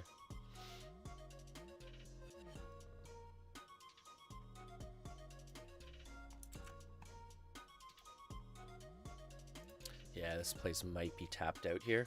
Looks like there's not much around here.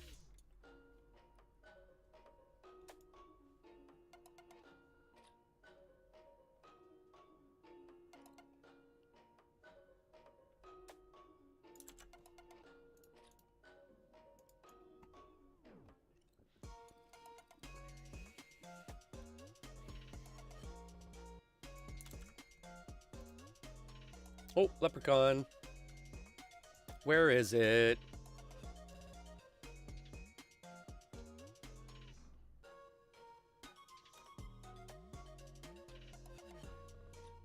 Oh. Right by the camp spawn here.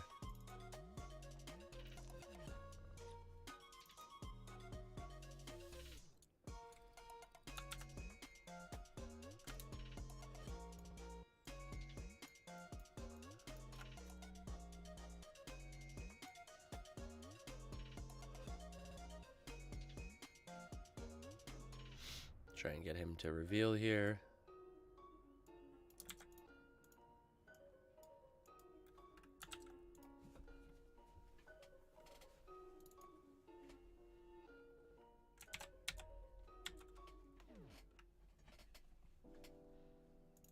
So also too, if you notice there, for anyone that plays Ultima Online, on this server,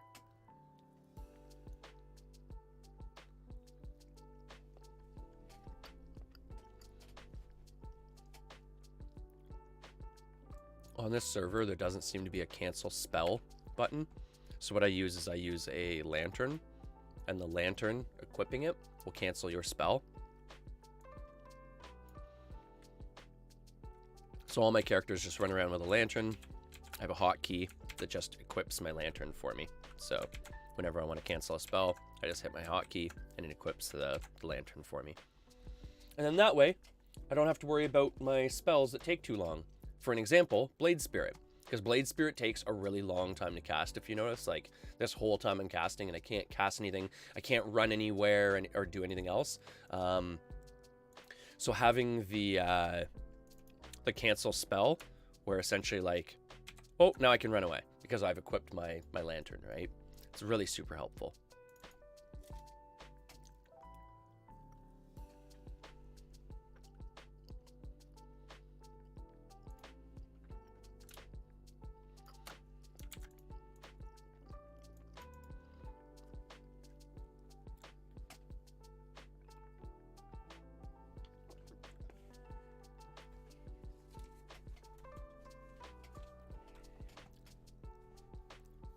After this, we'll jump back into some treasure maps after this one.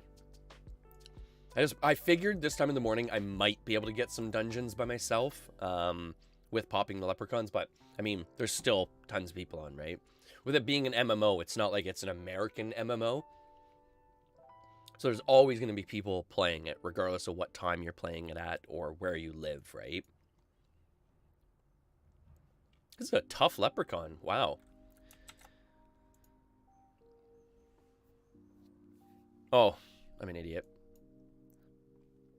My demon was attacking my Blade Spirit the whole time. No wonder the leprechaun almost took out the Blade Spirit and my demon. Oh. We finally kill it.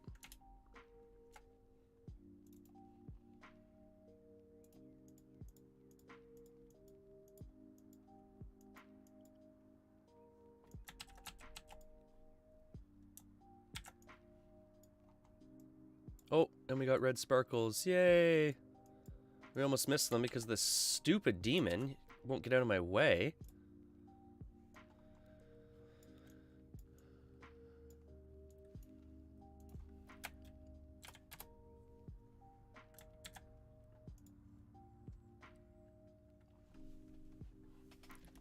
These world saves are brutal. They always make me think like I've lost connection or something like that. And then all of a sudden I'm like, oh yeah, that's right, world saves. Oh, this is like almost done.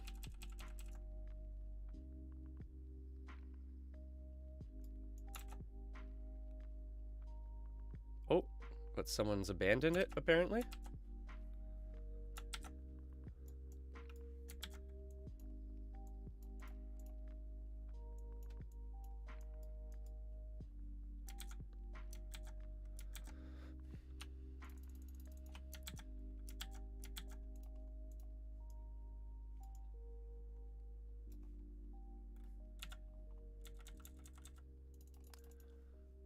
It's kind of weird.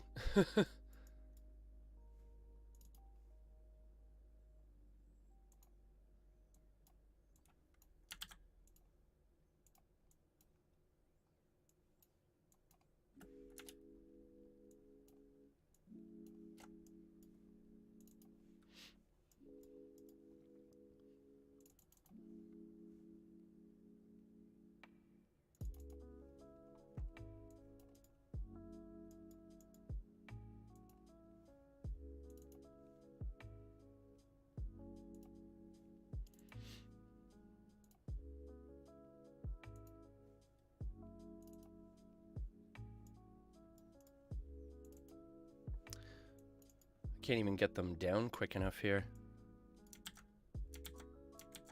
Because I'm trying to use meditation at the same time as trying to use provoke.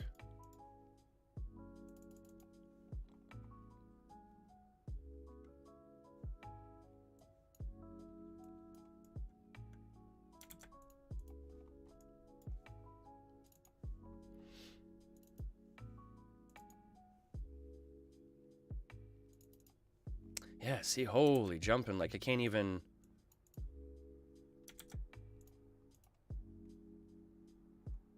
Can't even get them off me quick enough at this point.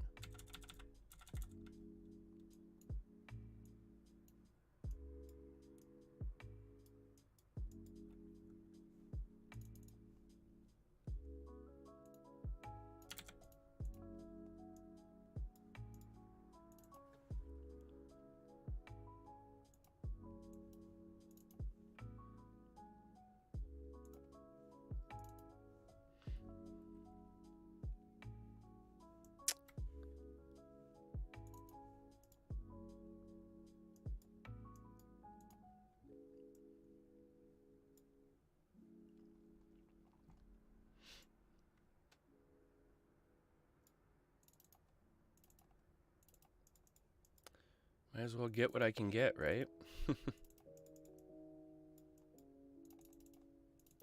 Just in case someone else comes in and tries to steal my dungeon here.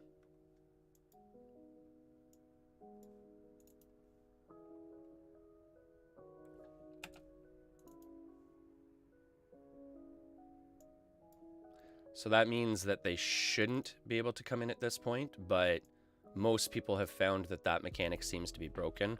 Once you pop 50%, people aren't supposed to be able to enter your dungeon. But most people have found that, like, if you're running, yeah, see, like, there's something invisible there. So is that someone there? Or, oh, okay, no, that's just,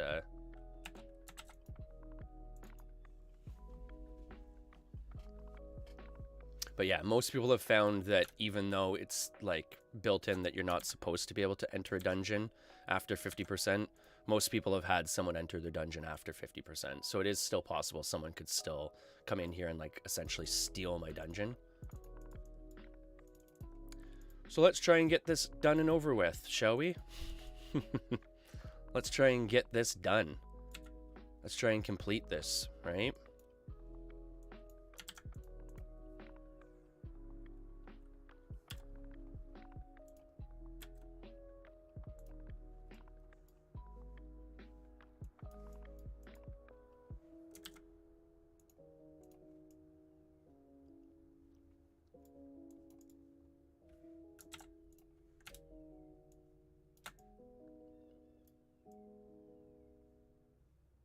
Well, it's a good sign at least all the eggs weren't taken. So that's kind of cool. We got, I mean, we at least got our fill out of even just the eggs themselves. That's kind of cool. That's pretty cool.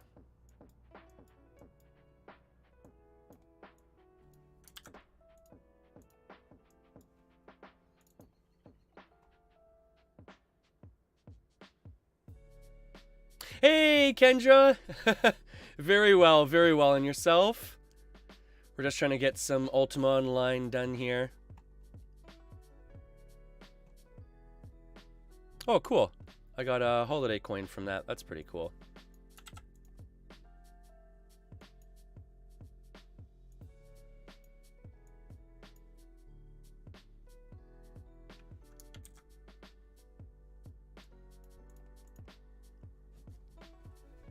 Alright, so it looks like I might actually have this dungeon myself here, which is pretty cool.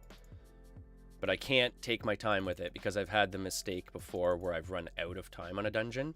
So I still need to progress the dungeon relatively quickly here to make sure that I don't miss out on the boss itself. All that stuff I can come back for after the boss is like downed, but I want to at least make sure that I get the boss down here for sure.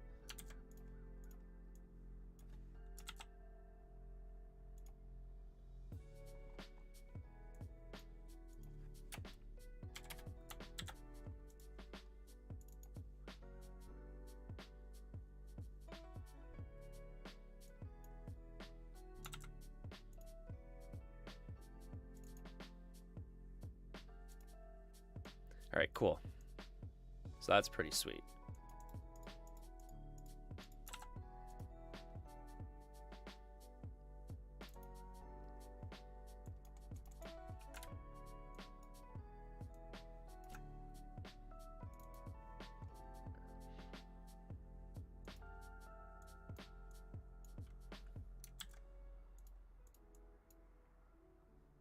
All right, sweet. So that's set up there. So at least we can come loot these really quick here.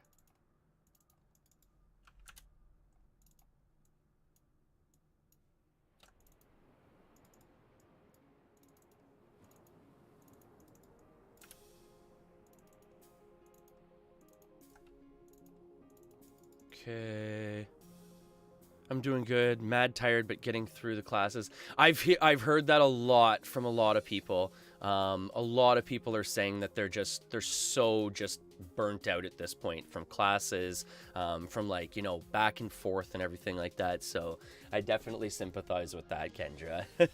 Hopefully you're getting through it and everything like that, though, and hopefully you're still like enjoying it for the most part, because that's one of the main things, right? Is just sticking with it, you know, finding the enjoyment in it, right? Finding the original enjoyment in it. And, you know, even a little bit of burnout is, you know,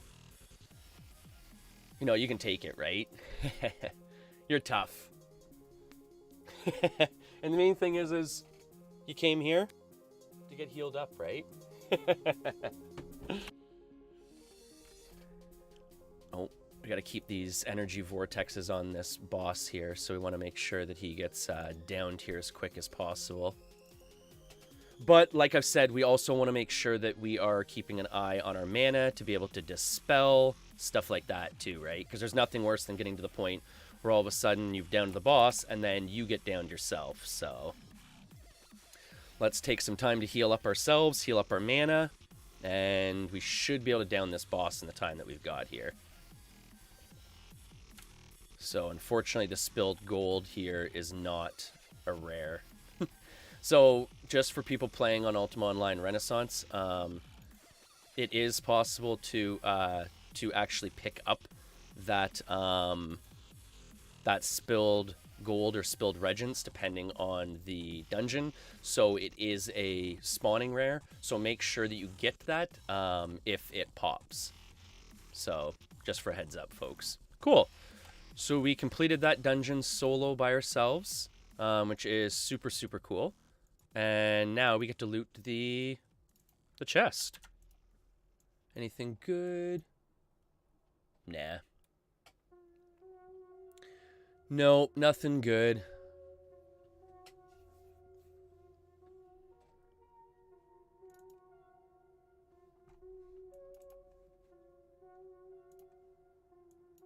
We got yeah, we got a decent amount of gold from that too.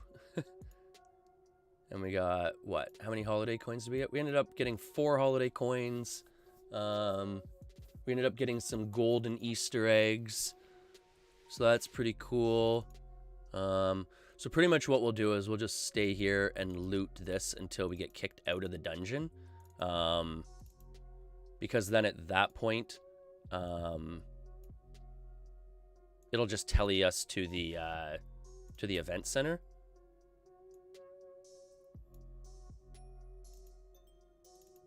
And then we can grab as much loot as we can that way. But I want to make sure that I try and drop as much like wasteless stuff as I can here.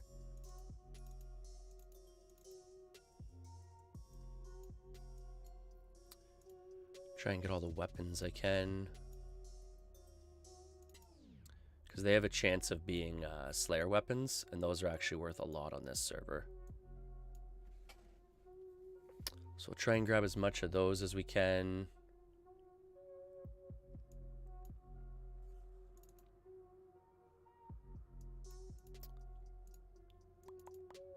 So that was pretty cool that we popped that by ourselves. That does not happen too often.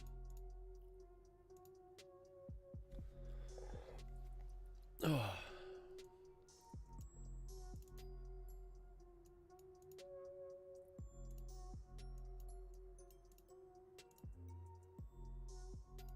I just wish we had our ID wand on us and then we could actually ID the stuff that we have and know if it's worth keeping or... Oh, no way.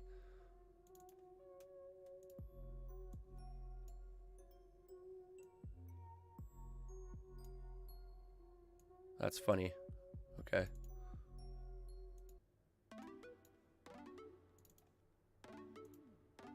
We'll get some of the bigger stuff ID'd here, and then we know if we can just throw it back into the chest or not.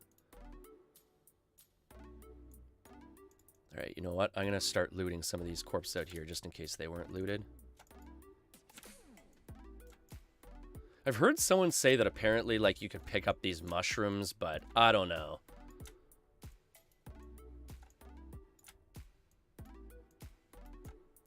I don't know about that, folks. I think that's going to be a 1 in a billion shot. Not to mention, too, that that person that loots the mushroom is going to have to go around the entire dungeon just trying to loot mushrooms the whole time. Like, I don't know.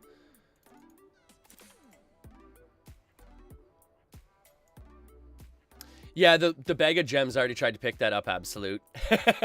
Yeah, check the gems. No, that's definitely one that that I've heard about, because actually I was in a dungeon with someone the other night, and they were actually talking about that, where essentially we were discussing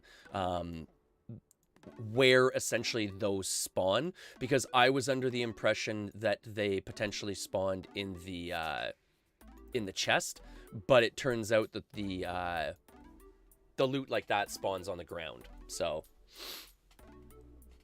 oh, you got Regents last year? Oh, that's pretty sweet. Yeah, I've heard a couple people. I've heard of a couple people getting. I guess this year there is spilled gems, spilled gold, and spilled Regents. But then, like I was just saying too, I've heard someone saying that apparently they got like a mushroom or something from it, but I don't think that's true.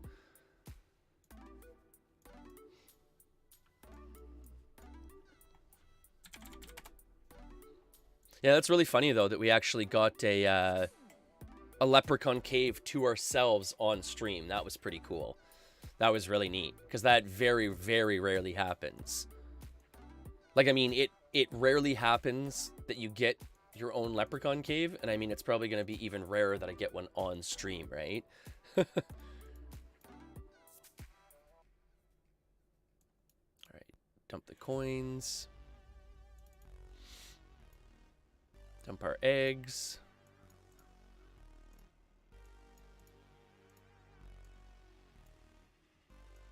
Yeah, I got a decent amount of eggs from that one too. I got what? I think five eggs, and then the golden egg as well.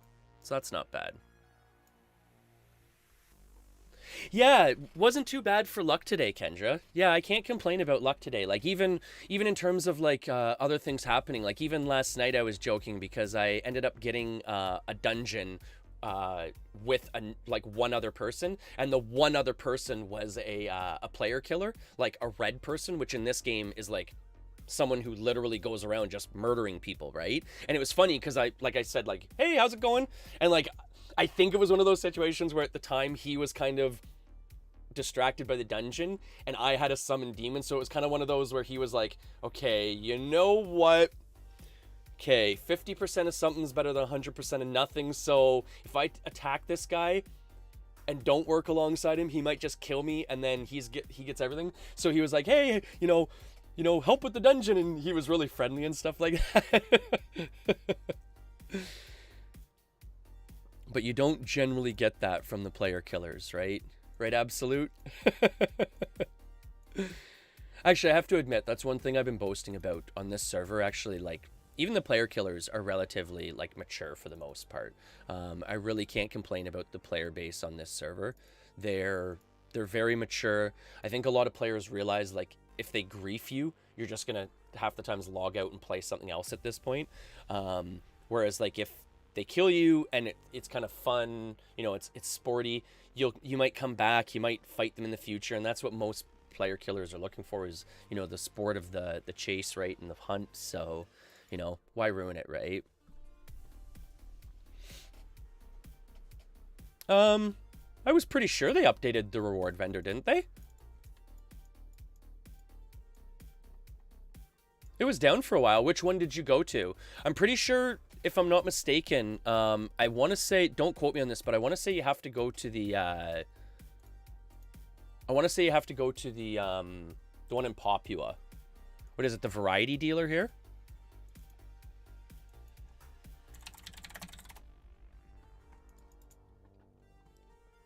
Yeah, I'm pretty sure that they were updating the holiday vendor and stuff like that, so they took it down if I'm not mistaken. It's been down for a little while, so they have to put through the updates, and then they're gonna bring it back up if I'm not mistaken. A magical skinning knife. Forgot I took those.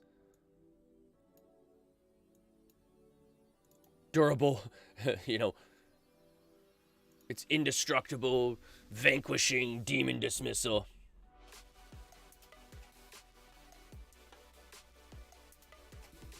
That's crazy. Nobody can buy Effie's with plat right now. I guess. I think that's a pretty minor disturbance, though.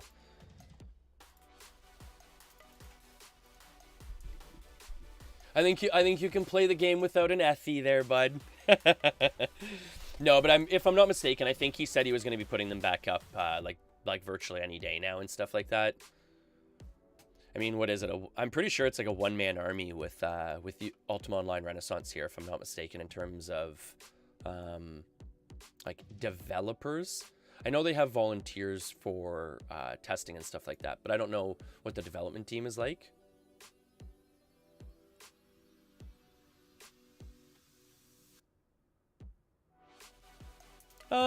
No, not really. I mean, I'm not really in the plat market, but it seems pretty normal. Most transactions I'm seeing are roughly in around the 5 to 6K per plat, which is the same it's been since I started. Apparently, it's been like that for a while now. I guess like long time ago, I guess plat used to go for like 12K per. But apparently the 5 to 6K is pretty standard now, and that's pretty hard and fast. Like, I haven't seen another person really trading outside of that range since I started.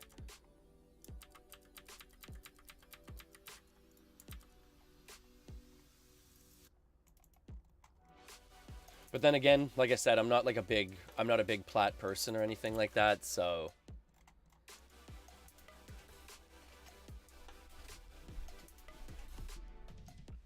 Oh, see, when it was 10K per? Yeah, it's about 5 to 6K per right now. And at the same time, too, I mean, it's relatively easy to get, man. I mean, it's not like plat is like super, super hard to get. Like even one of the ways that I've been like slowly trickling it up and stuff like that when I just want to kind of take it easy and stuff is I'll just park my tamer at like a level 1 champ spawn or something like that, right? And throw up Invis on myself and just slowly collect plat that way, right? It's not the fastest way, but I'm virtually doing almost nothing, right? I'm just kind of sitting there idly, I'm watching TV or something like that.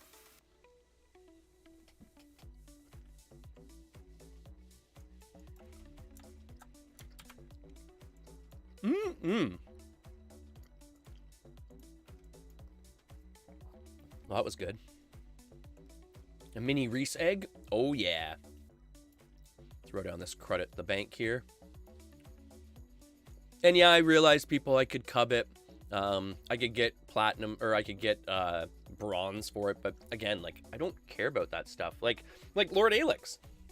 Actually, it's funny. Lord Alex was the one that gave me a huge boost when I first started here and gave me, like, some houses, like 1,000,000 gold pieces, like things like that, right? And I mean, I'm the same way. Like, I've probably given away virtually probably that and then some since I've been playing here too. Like, I just give stuff away all the time.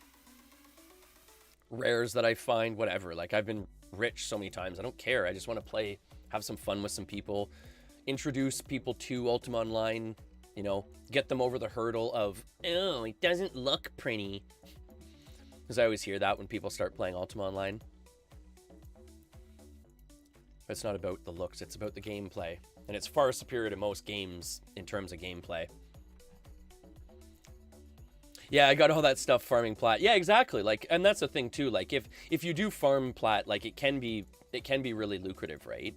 Right now, I would say probably one of the fastest turnarounds in terms of like value to market to farming ratio would probably be the eggs. You can turn the eggs around for like two 2,000 gold pieces per charge. So each one of the normal eggs is worth about 2k. The gold eggs are worth about 10k. And with a tracker, you can find them pretty easily. And then you find them in the leprechaun dungeons as well. So eggs are pretty lucrative right now. I'd probably say they're better money farming value than plat.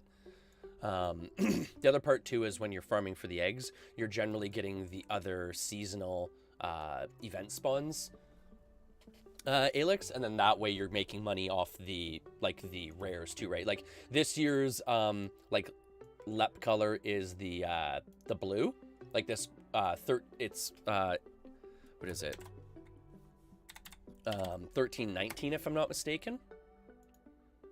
Yeah, 1319, and that's the hue for this year, for this Leps event, if you haven't been playing on Renaissance Alex. And that's this year's Lep color. So it's a lot of people are really hopping off on it because if I'm not mistaken, I guess it's one of the faction colors if I'm not mistaken. Like, I want to say it's calm color. So like a lot of like the PvPers are all like, oh man, I gotta get outfits, so like there's a big market for the Lep stuff this year. Like those sandals, I think, if I'm not mistaken, are going for around like 100 to 150k, which most of the other, like the pink ones go for what, like 15 to 25k maybe. So there is pretty good money in the seasonal stuff right now, if you're inclined to go, you know, Easter egg hunting, which is pretty fun. Yeah, and that's the thing too, right? The pinks, most people didn't like them anyways. See, the green, I like the green, man. I like the green ones. Because my character, like, where's my... Oh, here he is. Like, I need green sandals for this dude here, right? Like, I need green sandals for my picker. So I'm going to be, like, in the market for some green sandals. But I mean, this guy never really wears shoes, so... I always feel like stealthers shouldn't wear shoes. Kind of like a roleplay thing. Alright, you know what? Let's do some maps here real quick. We had some pretty good luck with leprechauns there. So let's not test our luck. Let's push our luck and carry it over onto maps for now. Alright, we'll do a couple more treasure maps. Like I said, I always like to open all the maps and decode them, because then that way if a bank thief or something wants to steal my map, you stole a decoded map, it's worthless. Congrats. Have fun with it. Oh.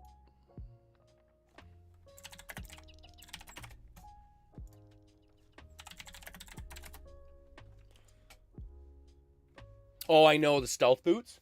The only thing is though, like, if I'm understanding it correctly,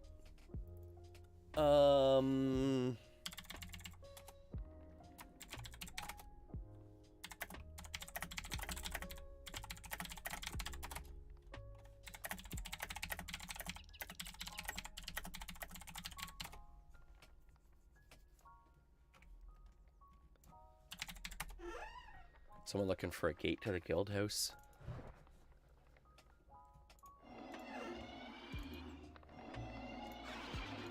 Pretty sure it's one of these vendors over here.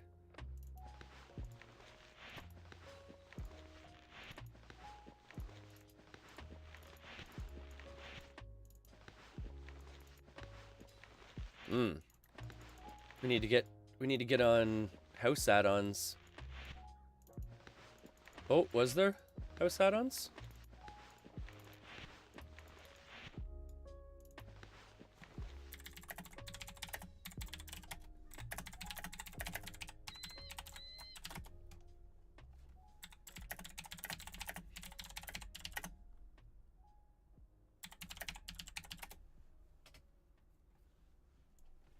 Yeah, I thought we had a carpenter doing house add-ons, but I guess not.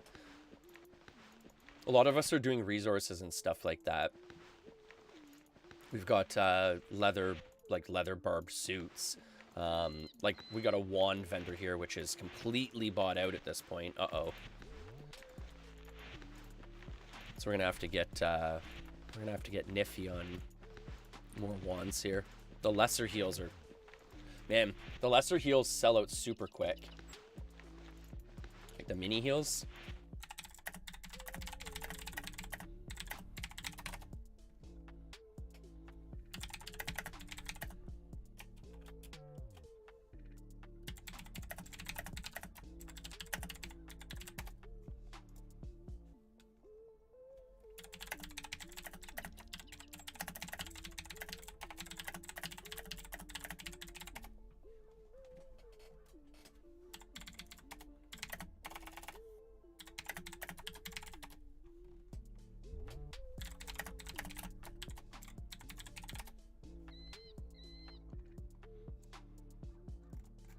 What did he just say?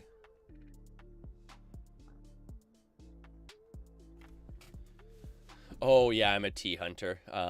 Yeah, so, okay, so, and I apologize. So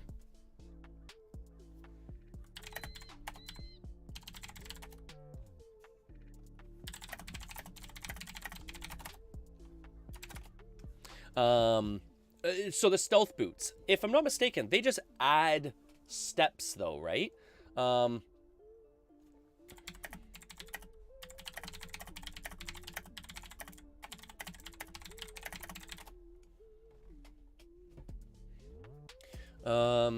One second, I just want to check this real quick because I'm pretty sure the devious map he's talking about, they do actually sell for quite a bit.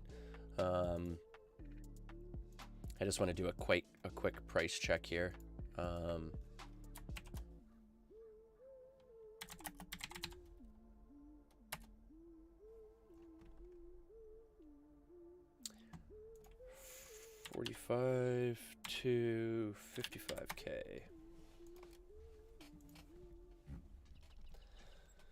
Yeah, treasure maps on this server do go for quite a bit of gold. I was really surprised when I started doing my treasure hunting here at how much the maps sell for.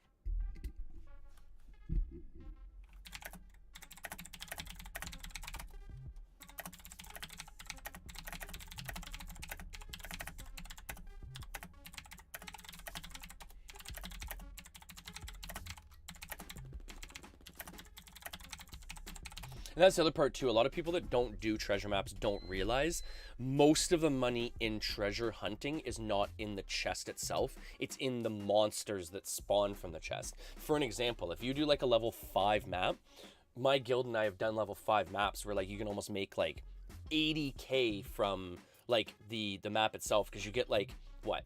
I forget how much you get from the map or from the chest, but then you get like all the kills on top of it. Like almost every kill is another like 1,000 gold, right? So you're just milking the chest by taking it out piece by piece by piece, which nets you a lot more money that way. I'll be honest, it's not quite probably as fast as like straight hunting, because the spawn rate can be slower. But it's really just relaxed, super chill hunting, right? Because like you'd get a map in the middle of nowhere where a PK is never going to come running through, right? Whereas in a dungeon, you always get a chance of dying, right? So, but yeah, for the money, absolute. Like, I'm still relatively new on the server. Like, unless they popped in a chest and I got them for free, I don't think I'd worry about it, because they're selling. I want to say they're selling right now for 2 million this year, and 2 mil to invest in 2 extra stealth steps. I don't know. That's pretty. That's a pretty hard sell for me, bud. That's a pretty hard sell for me.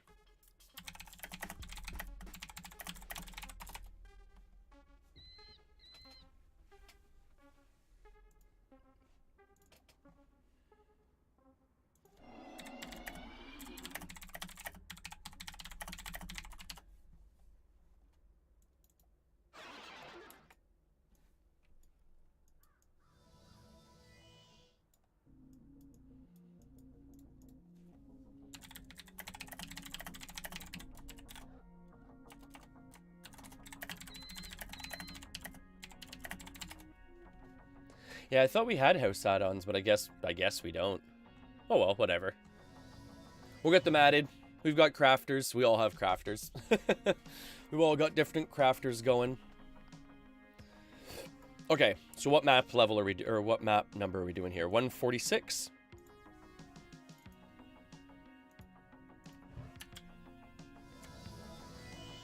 Whoa! Whoa! See? And this is why I stealth onto maps. Whoo. All right. We're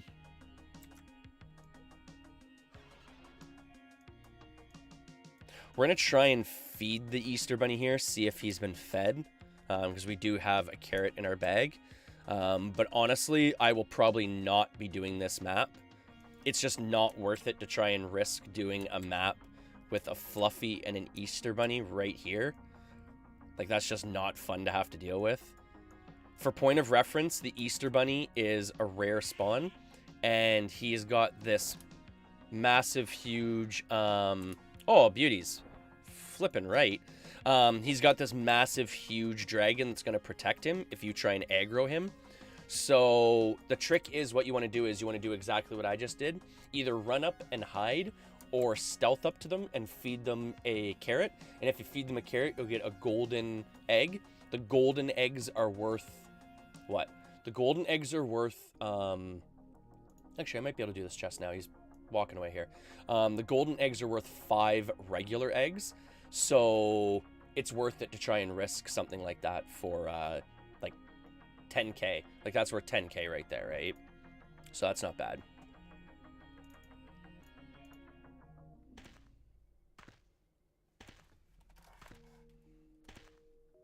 So, Alex, where have you been playing recently? Have you been playing on... is it UO Forever that is your other server, if I'm not mistaken? Or was it Outlands was your other server? I'm pretty sure it was UO Forever, though, if I remember correctly. Because even if I'm not mistaken, I want to say the one time I jumped on to Forever, and you saw me there as well, if I remember correctly.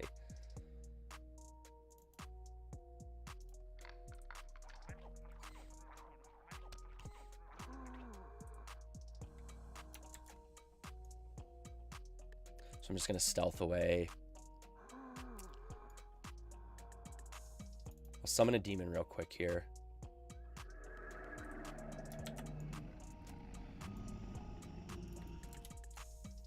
Pop the chest. Loot it quick and then just get out of here. It's only a level 1 anyway, so it's not like we need to spend time on the chest anyways, so that's kind of nice.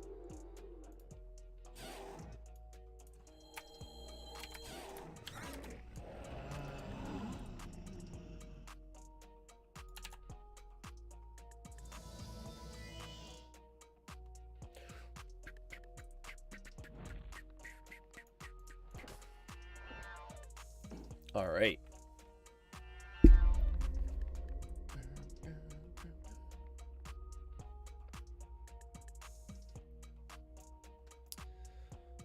All right, next map. 43. Oh, nope. I was off by a book.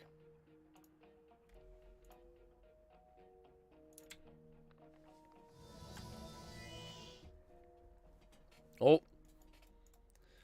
So we're just going to loot this and boot this. Because apparently, I forgot to load up on supplies. Because I am an idiot and a noob. Idiot. Idiot. Little Office reference there. That's Dwight. Idiot. You like my new ringtone? Idiot. Idiot. Idiot.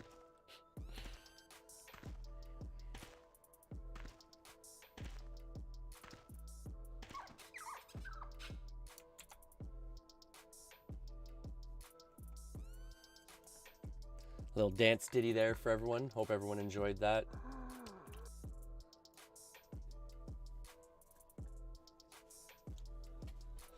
All right. So that worked. All right.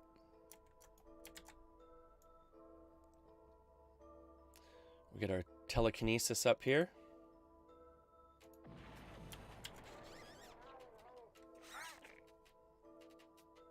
Then invis ourselves here. This is kind of a root and tood way of doing it. This is just a loot and hop way of doing it. A little loot and boot here. So I want to make sure that we chop the chest here. Because like I said, there's nothing worse than getting to a treasure spawn and not being able to do the map. Well, that guy has a few treasure maps there, eh? That guy has a few treasure maps there saved up.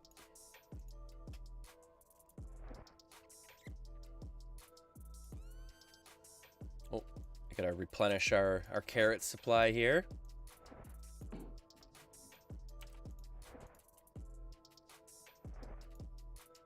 Consolidate our eggs on Terry Grant here. He's got a couple more eggs than Straith does, so we'll put this egg on Terry here.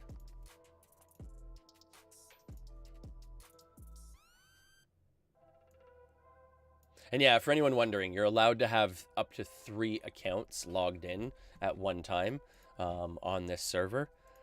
So you can have more than one account running at one time, up to 3. So that's why I have like other characters logged in there. If you notice, I have a couple different versions of the game running. And that's one of the nice things about this game, is because it is such a low requiring game. You can have multiple instances of it like on your computer at one time running, and it still isn't going to take very much system requirements. Like, I think I measured it out one day, and I'm pretty sure I worked it out that like streaming an HD like movie nowadays from Netflix or Disney is more hardware intensive on your system than this is, which is, I mean, funny, right?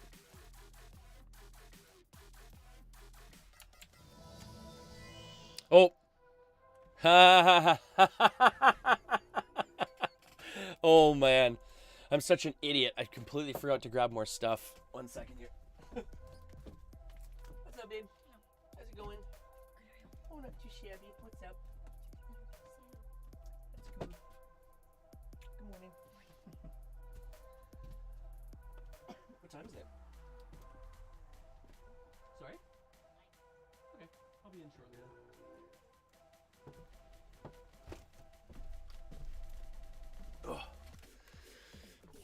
Hello again. That was my awesome, lovely girlfriend. She's just coming to say good morning. I'm gonna head in shortly here. Hang out with the family for a little bit here. I'm gonna be cheeseball here for a quick second. I do this on stream here and there. Whenever I have to do something because I've made a mistake or something stupid like this. Is that 175? Send up a gate to 175 to get him back here, because I literally have no way to even get back to town at this point, because Black Pearl is needed for the teleport spell, and I ran out of Black Pearl when I teleported there. So essentially I have no way to get back to town. So I either do this or I get stuck here for X amount of time, which is just stupid. That's boring to watch, right? So we'll do this cheeseball move here really quick. We'll get replenished with some supplies here really fast to make sure we don't run out again. And then we're good to go, right? Does anyone else ever do that? Like, just run out of supplies, like, randomly?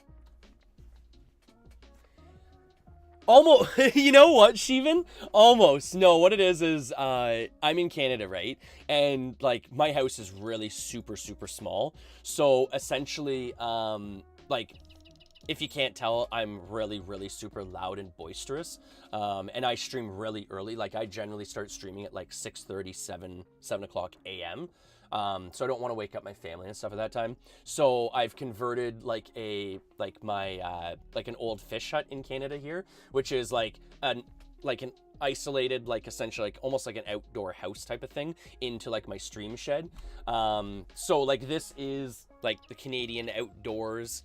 In the wintertime, just a couple weeks ago, there was literally a skating rink that I could see from my computer desk here. That's how Canadian I am.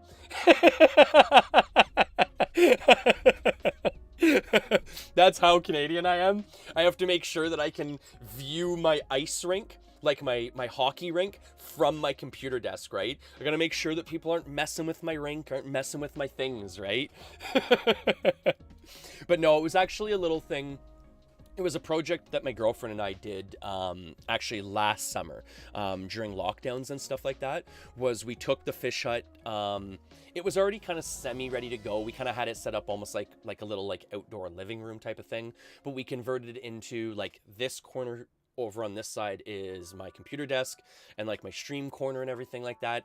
And then just off camera, kind of on this side of the room is like a big workstation for my girlfriend. She's got like some crafting stuff set up, like shelves, different things for her crafts and stuff like that she does. So she's got a little workshop in here, and then I've got like my computer room set up in here. So it's super awesome. And then that way at night, when the little guy goes to bed, like we've got the computer monitor and everything like that, so we're watching him. We can come out here, not have to worry about him inside the house, not have to worry about keeping him up at night and everything like that, and all that goodness, right?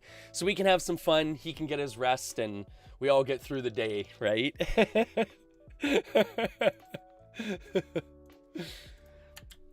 That's the key to lockdown, being locked in together, just separating yourselves, right? No, I'm totally joking. Like I said, like after this, I'll go in, I'll hang out with them for a little bit inside the house and stuff like that. We'll hang out for a little bit, probably have some breakfast, and then probably come outside, play in the yard for a little bit. Oh, did I recall to the wrong one? Oh, okay, I recalled to the wrong one. Okay, so at least it's just a quick run over here. But yeah, I get that question all the time, and then usually the follow-up question, Shivan, is usually like, is it warm in there? And it's one of the rare times where I don't have the heater on anything. I don't have the heater on or anything, but it gets really warm in here. Like normally I'm in here in like just my t-shirt and stuff like that, and that was when it was minus 15, 20 out. Like, hey computer, what's the temperature right now? Right now, it's 3 degrees Celsius. So that's not Today, too bad, right? Expect a high of 13 degrees. I hope you have a good morning. Yeah, 3 degrees for anyone that knows, Canadians. Like, I'll be outside today in, like, when it hits plus 10, I'll be outside in almost shorts and t-shirt today. Whereas, like, most people are hearing that and they're like, oh, it's so cold.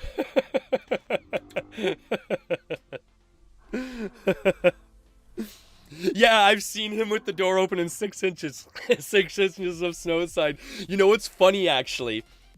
Well, this winter, there was multiple times where, for one, I literally had to dig myself out of the stream shed. Like, there would be times where I'd be sitting in the shed, and then I'd go back inside the house, and I had gotten so much snow in the time that I had started streaming, the time I had left the shed, that essentially I would literally have to push the shed door open to move the snow, and then dig my way to the house again.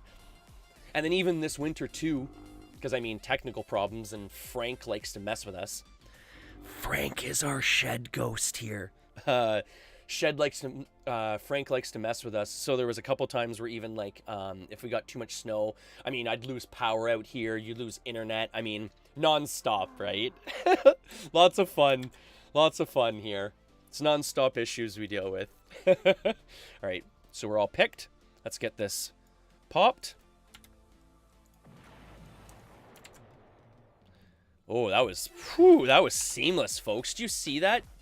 Popped it and hid before they even had time to aggro me.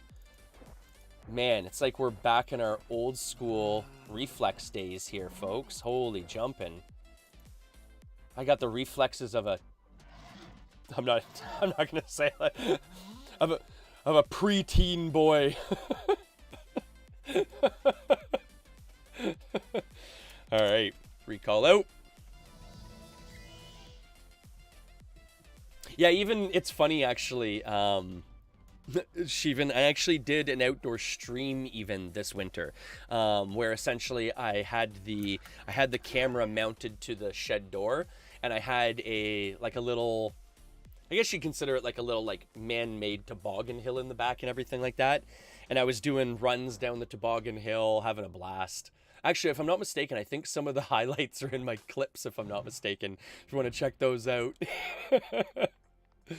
Check out the old man tobogganing down the hill that he built for the kids. And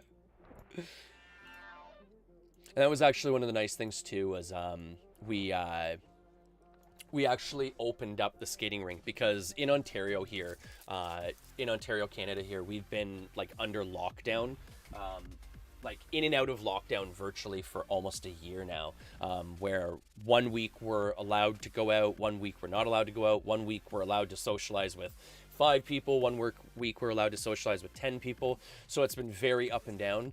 So my girlfriend and I this winter essentially put a post on like the local like buy and sell forums and stuff like that, essentially just like offering our backyard to, like, you know, possibly people that don't have a big backyard or don't have like a skating rink or something, to come out, you know, get outside and stuff like that. And each group would essentially brick off like X amount of time that they wanted to be here, so each family had like the yard to themselves, so that they, you know, because we're supposed to be social distancing and everything, and then that way each family had like their own rink time and everything like that. It ended up working out really well. We did a bit of a food drive and everything like that. We got good donations for the food drive, which, again, thank you folks for anyone who came out and donated. We really appreciated that. We got some like cards in the mail. It was actually really nice. We actually had the local hockey club actually come out and donate some paraphernalia, some clothes, some different swag and stuff like that, to us and to the rink and stuff like that, which was really neat too. So it ended up going off, you know, really well. It was something we had kind of planned at the last minute, and, you know, it took off. We had a lot of positive responses on it. It was really nice to see.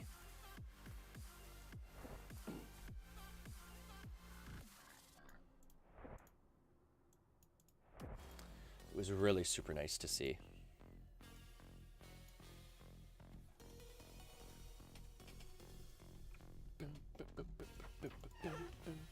All right, we'll do a couple more maps. What what we'll do is we'll pop a couple level 2s here, I think. Yeah, I've realized the level 3s get too tricky with this character because I can't provoke anything, and all I can do is summon, and the level 3s start getting into the point where you start getting stuff that it will dispel, and once you start getting to the point where you have stuff that dispels and you can't provoke, it gets really hairy really quick, and it's just not worth the investment. So what we'll do is we'll do one more level 1 and we'll do a level 2. Because even if I'm not mistaken, I want to say I had a gargoyle dispel the other day, if I'm not mistaken, which is relatively rare, but even still.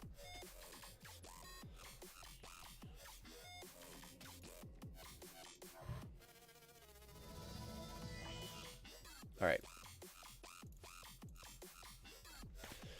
We're going to scoop and book this one, and then we'll get the next one here. Oh! I always forget, like, anything will interrupt you digging the map.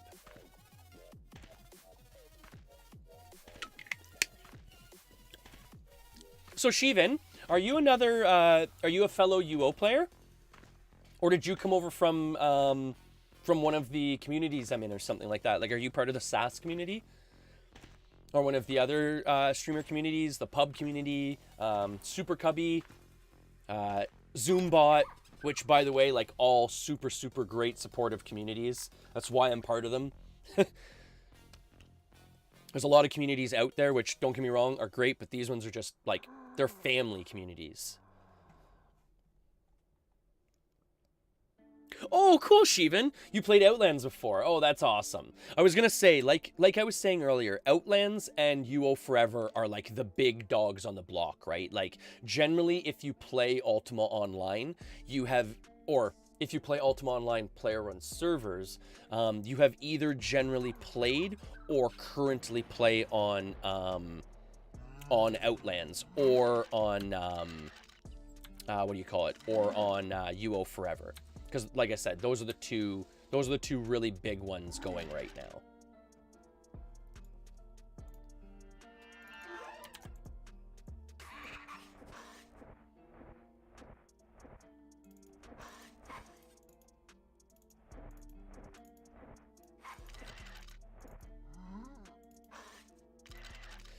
I liked Outlands. Like I've said before, Outlands to me is the type of server you would play if you are, if you've been playing Ultima Online since Ultima Online came out, you know, like, you've done it, you've seen it all, you've got the bumper sticker, whatever.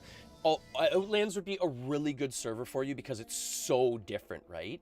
I like the fact that they have scaled down the size of the map to more closely represent the player base size that kind of is Ultima Online now, because Ultima Online was based around 5,000 people per server at a time, right? Which no server is running 5,000 people at a time now, right?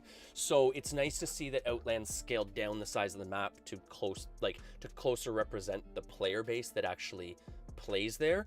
But with that, for me, I had been away from Ultima Online for so many years that for me it was so different to jump back into that map that I didn't know where anything was, how to do anything. Some of the mechanics are different, whereas like Ultima Online Renaissance for me was just like, it was mac and cheese. I could make it with my eyes closed kind of thing, right? Which, by the way, if anyone wants to check it out here, again, there's the server. Free to download, free to play, free to check out. If you want to have some fun, factions are starting to pop off and stuff like that. So if you're a big PvPer and want to check out the factions, by all means, jump onto the server. Even what I've offered people is if they want to, PvP and don't really want to get like too deep into the farming and stuff like that, I've offered people, some startup funds and stuff like that to get going in the game if you jump on the server and everything like that. So just find me in game and hit me up and tell me you saw me on stream or something, and I'll give you some gold and you can get started up, right? And that way you can have some fun in the factions, have some fun with maybe some guild play with champs if you're a PVMer, whatever you feel like, right? But I'm always looking to help people out and get people started up if they need gold or whatnot. That's why, if you notice, I don't have very much gold. 21k. I don't have a lot of gold. I give it all away. I give it all away. That's funny. I just lurk around, play Outlands. Did you used to play Ultima Online, Shivan? Or is this like a relatively new game for you that you kind of discovered like after Ultima Online was kind of like almost dead already? Because you've got kind of that, like, you've got a split, right? You've got like the people like me that have been playing it like since release almost pretty much, right? Or me who's been playing it pre-release even. And then you've got the people that are like, they're just searching around for MMOs or whatnot, or whatever else other reason, and they just stumbled across Ultima Online, and then all of a sudden it's like, oh man, this is a really neat game. Why didn't I hear about this before? So I'm always interested to know how people essentially found out about Ultima Online and how they started playing.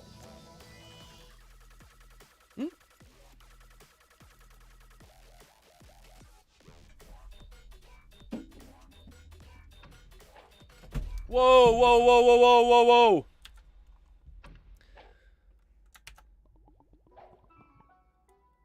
So that is one of the special event leprechauns here. This guy's going to be a complete bugger and just completely mess up our map here. He didn't even give me a chance to pop off a demon here. So we're going to try and summon a demon here and then get this guy killed here. Normally, I wouldn't even worry about killing these creatures with this character, because, like, honestly, this is not the type of character to be doing this type of content. This is not a PVM character. This is a treasure hunter, like, purpose-built treasure hunter. So I'm almost more or less just gonna, like, take him out and then get back to the map, because I can't even really do the dungeon if it spawns. It's gonna suck if there's sparkles from this one. Like, this is really gonna suck if there's sparkles from it.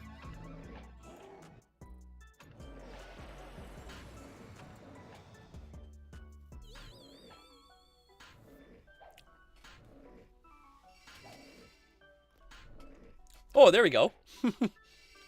Exclamation server, and it brings up the server that we're playing on, which is Ultima Online Renaissance.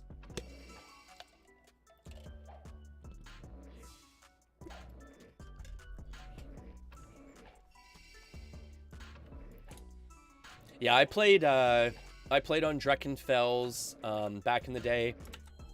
I played on I started on Dreckenfels, my buddy and I, and then over time we started watching the Adam Ant, what do you call them? Like the Adam Ant, they're not really like movies per se. They're more or less almost like comics. But we started reading those and watching those and everything like that. And just over time, both of us were like, you know what? Like, it'd be really cool if we could like actually like guild up with this person and actually like play with them. So over a period of time, we actually switched servers to Napa Valley, which was where Guardians of the Undead Lord, the guild that Adamant was part of, played. And we joined up with the guild, and, you know, over time we kind of started PvPing and, you know, being,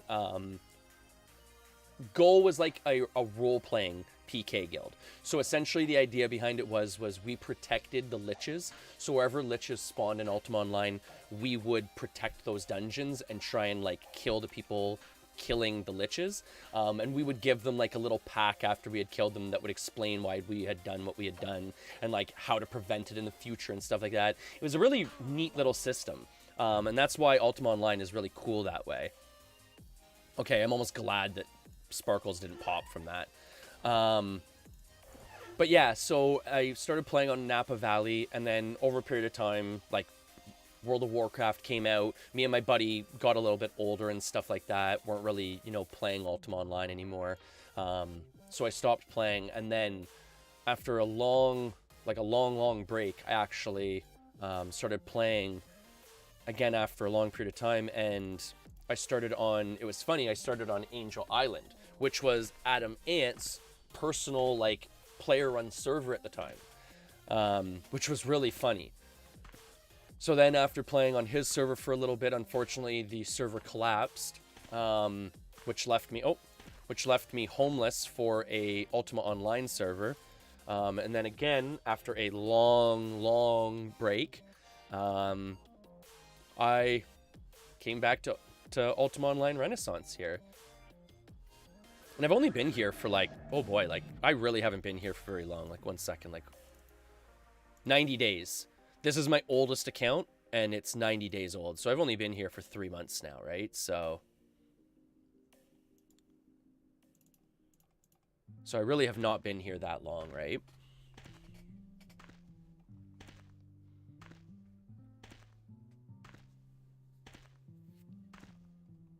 Oh, more people looking for leprechauns.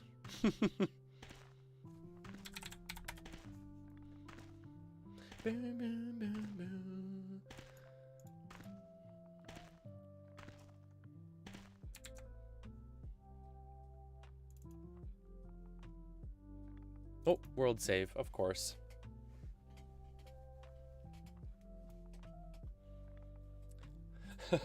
That's too funny, though.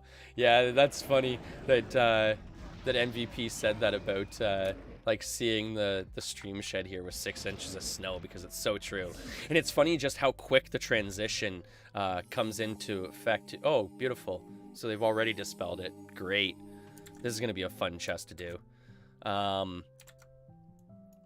assuming it was probably that gazer.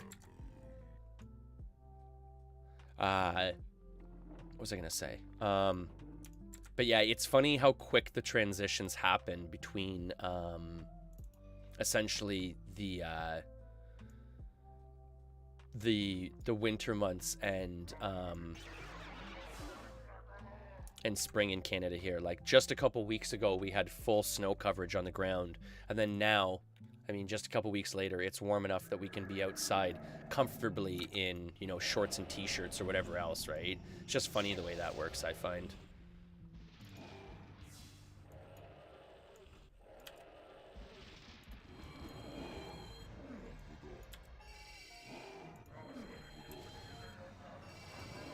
I'm gonna try and keep these guys, like, poisoned so that they have to keep... Yeah, see, this is gonna be so hard for me with, like, this spawn.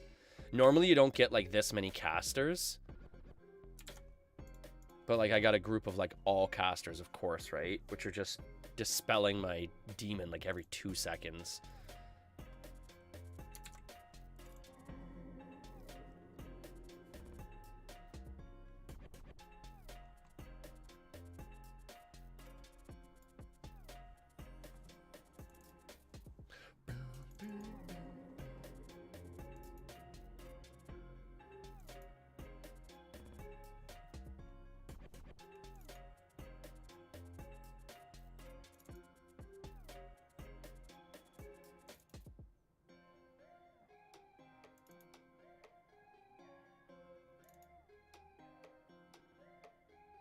It's one thing about, man, oh man, sometimes it's so frustrating, the RNG, like, random number game that's played when it comes to, like, this game and stuff like that. Like, you'll be sitting there at GM Majory and apparently still can't cast, like, a spell. And then the next time you'll cast it first try, like, oh, it's so frustrating.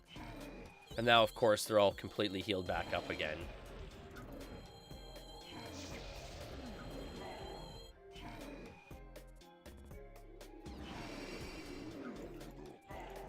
I just want to try and get some other stuff out there before this demon dies this time. So hopefully something dies before everything's down again. So I'll get some blade spirits summoned here. So hopefully they just kind of start messing stuff up in there.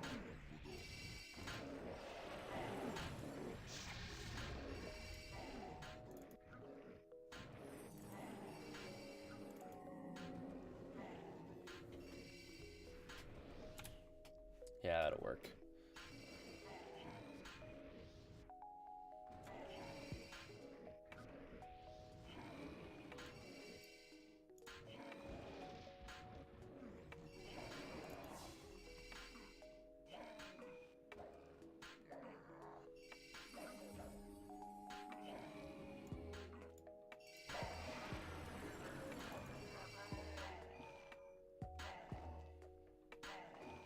There we go. Now we're getting somewhere.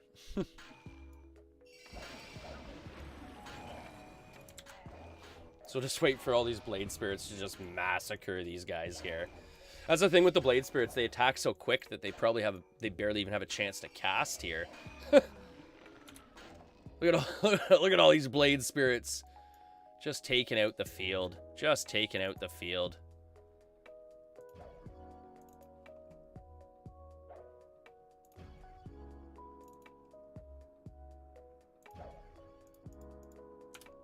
There we go. Now we're starting to cook with some fire here. Now we're starting to cook with some fire. Okay. Now we're back on track here, folks. So after we finish up this map, we'll probably head inside, go catch some breakfast and stuff like that. But that was kind of an interesting start to the map there.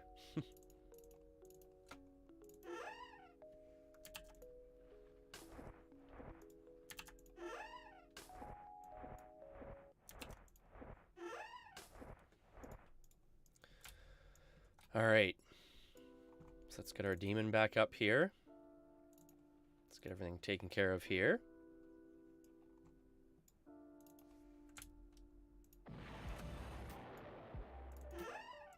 No map, that sucks. Okay, so we got our demon spawned up here again, just to protect us while we're doing our looting here. So we shouldn't get dispelled now, I wouldn't think, with only like one caster available. So we'll get this looted up here.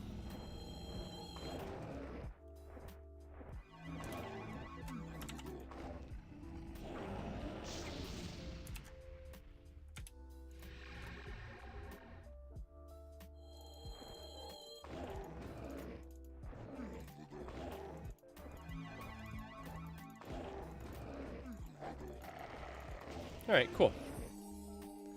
Drop the aggro. Get our demon to clear up the spawn here.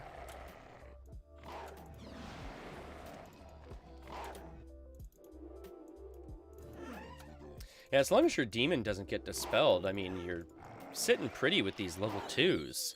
But that was just some really horrible luck that we had there at the beginning with all the casters right off the hop there. We had what? A gargoyle, a gazer, an orcish mage.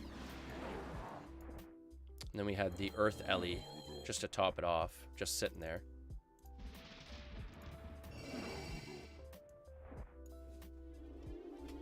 Alright, so the chest is all done. Let's chop her.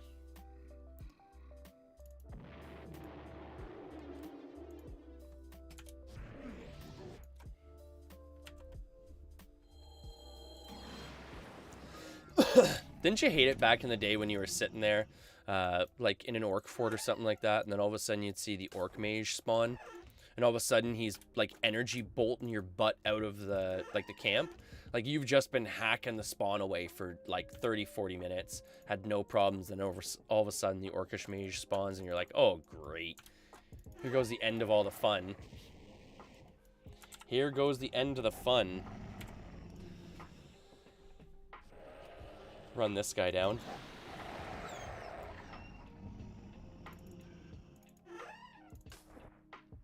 Oh, no way.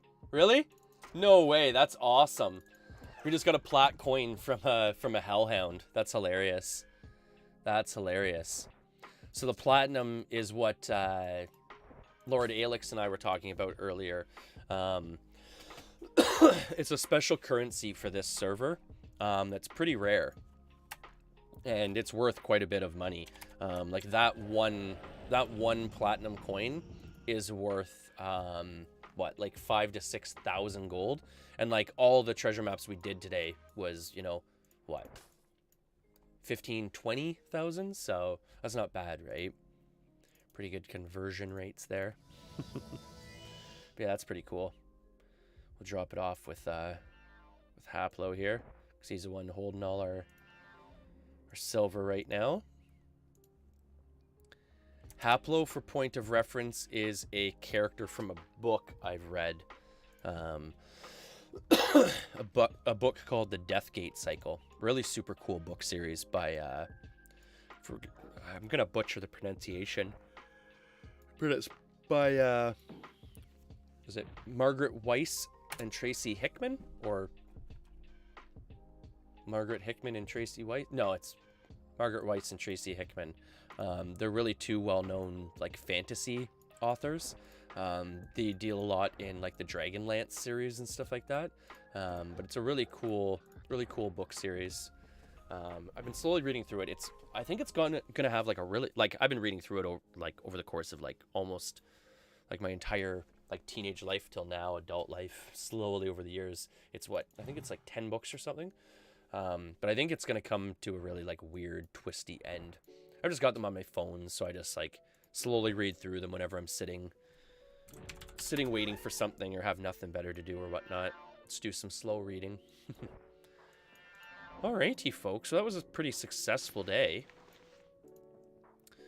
We got some leprechaun hunting done with Terry, and we ended up getting some gold eggs on Terry, right?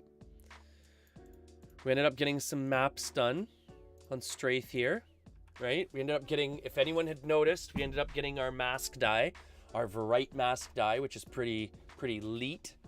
And then Haplo was just sitting in town waiting to, you know, soak up any of the gold or any of the loot that we had to disperse. Oh, excuse me. I apologize, everyone. Whew, my mistake. My apologies. Well, on that note, I think we're going to head out for the day, folks. I think we're going to go hang out with the family for a little bit. Go have a little bit of breakfast or whatnot. Get the day started here, right? But as always, thank you so much for tuning in today, guys. Oh, excuse me. I got a tickle in my throat today. Thank you for the conversations, everyone. It was a blast. Thank you, Ginger Spice or Die, for the raid. That was super fun.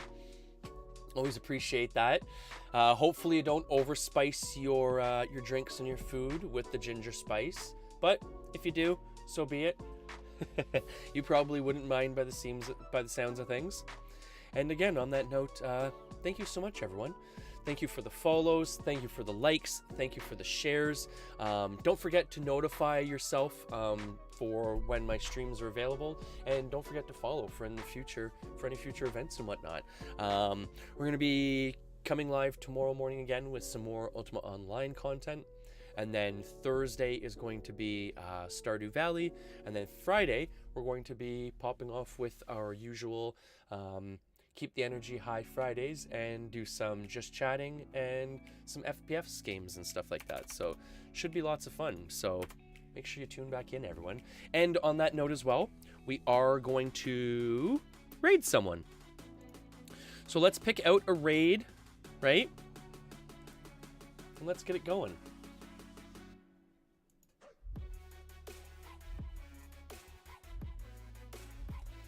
And again, have a great day, everyone.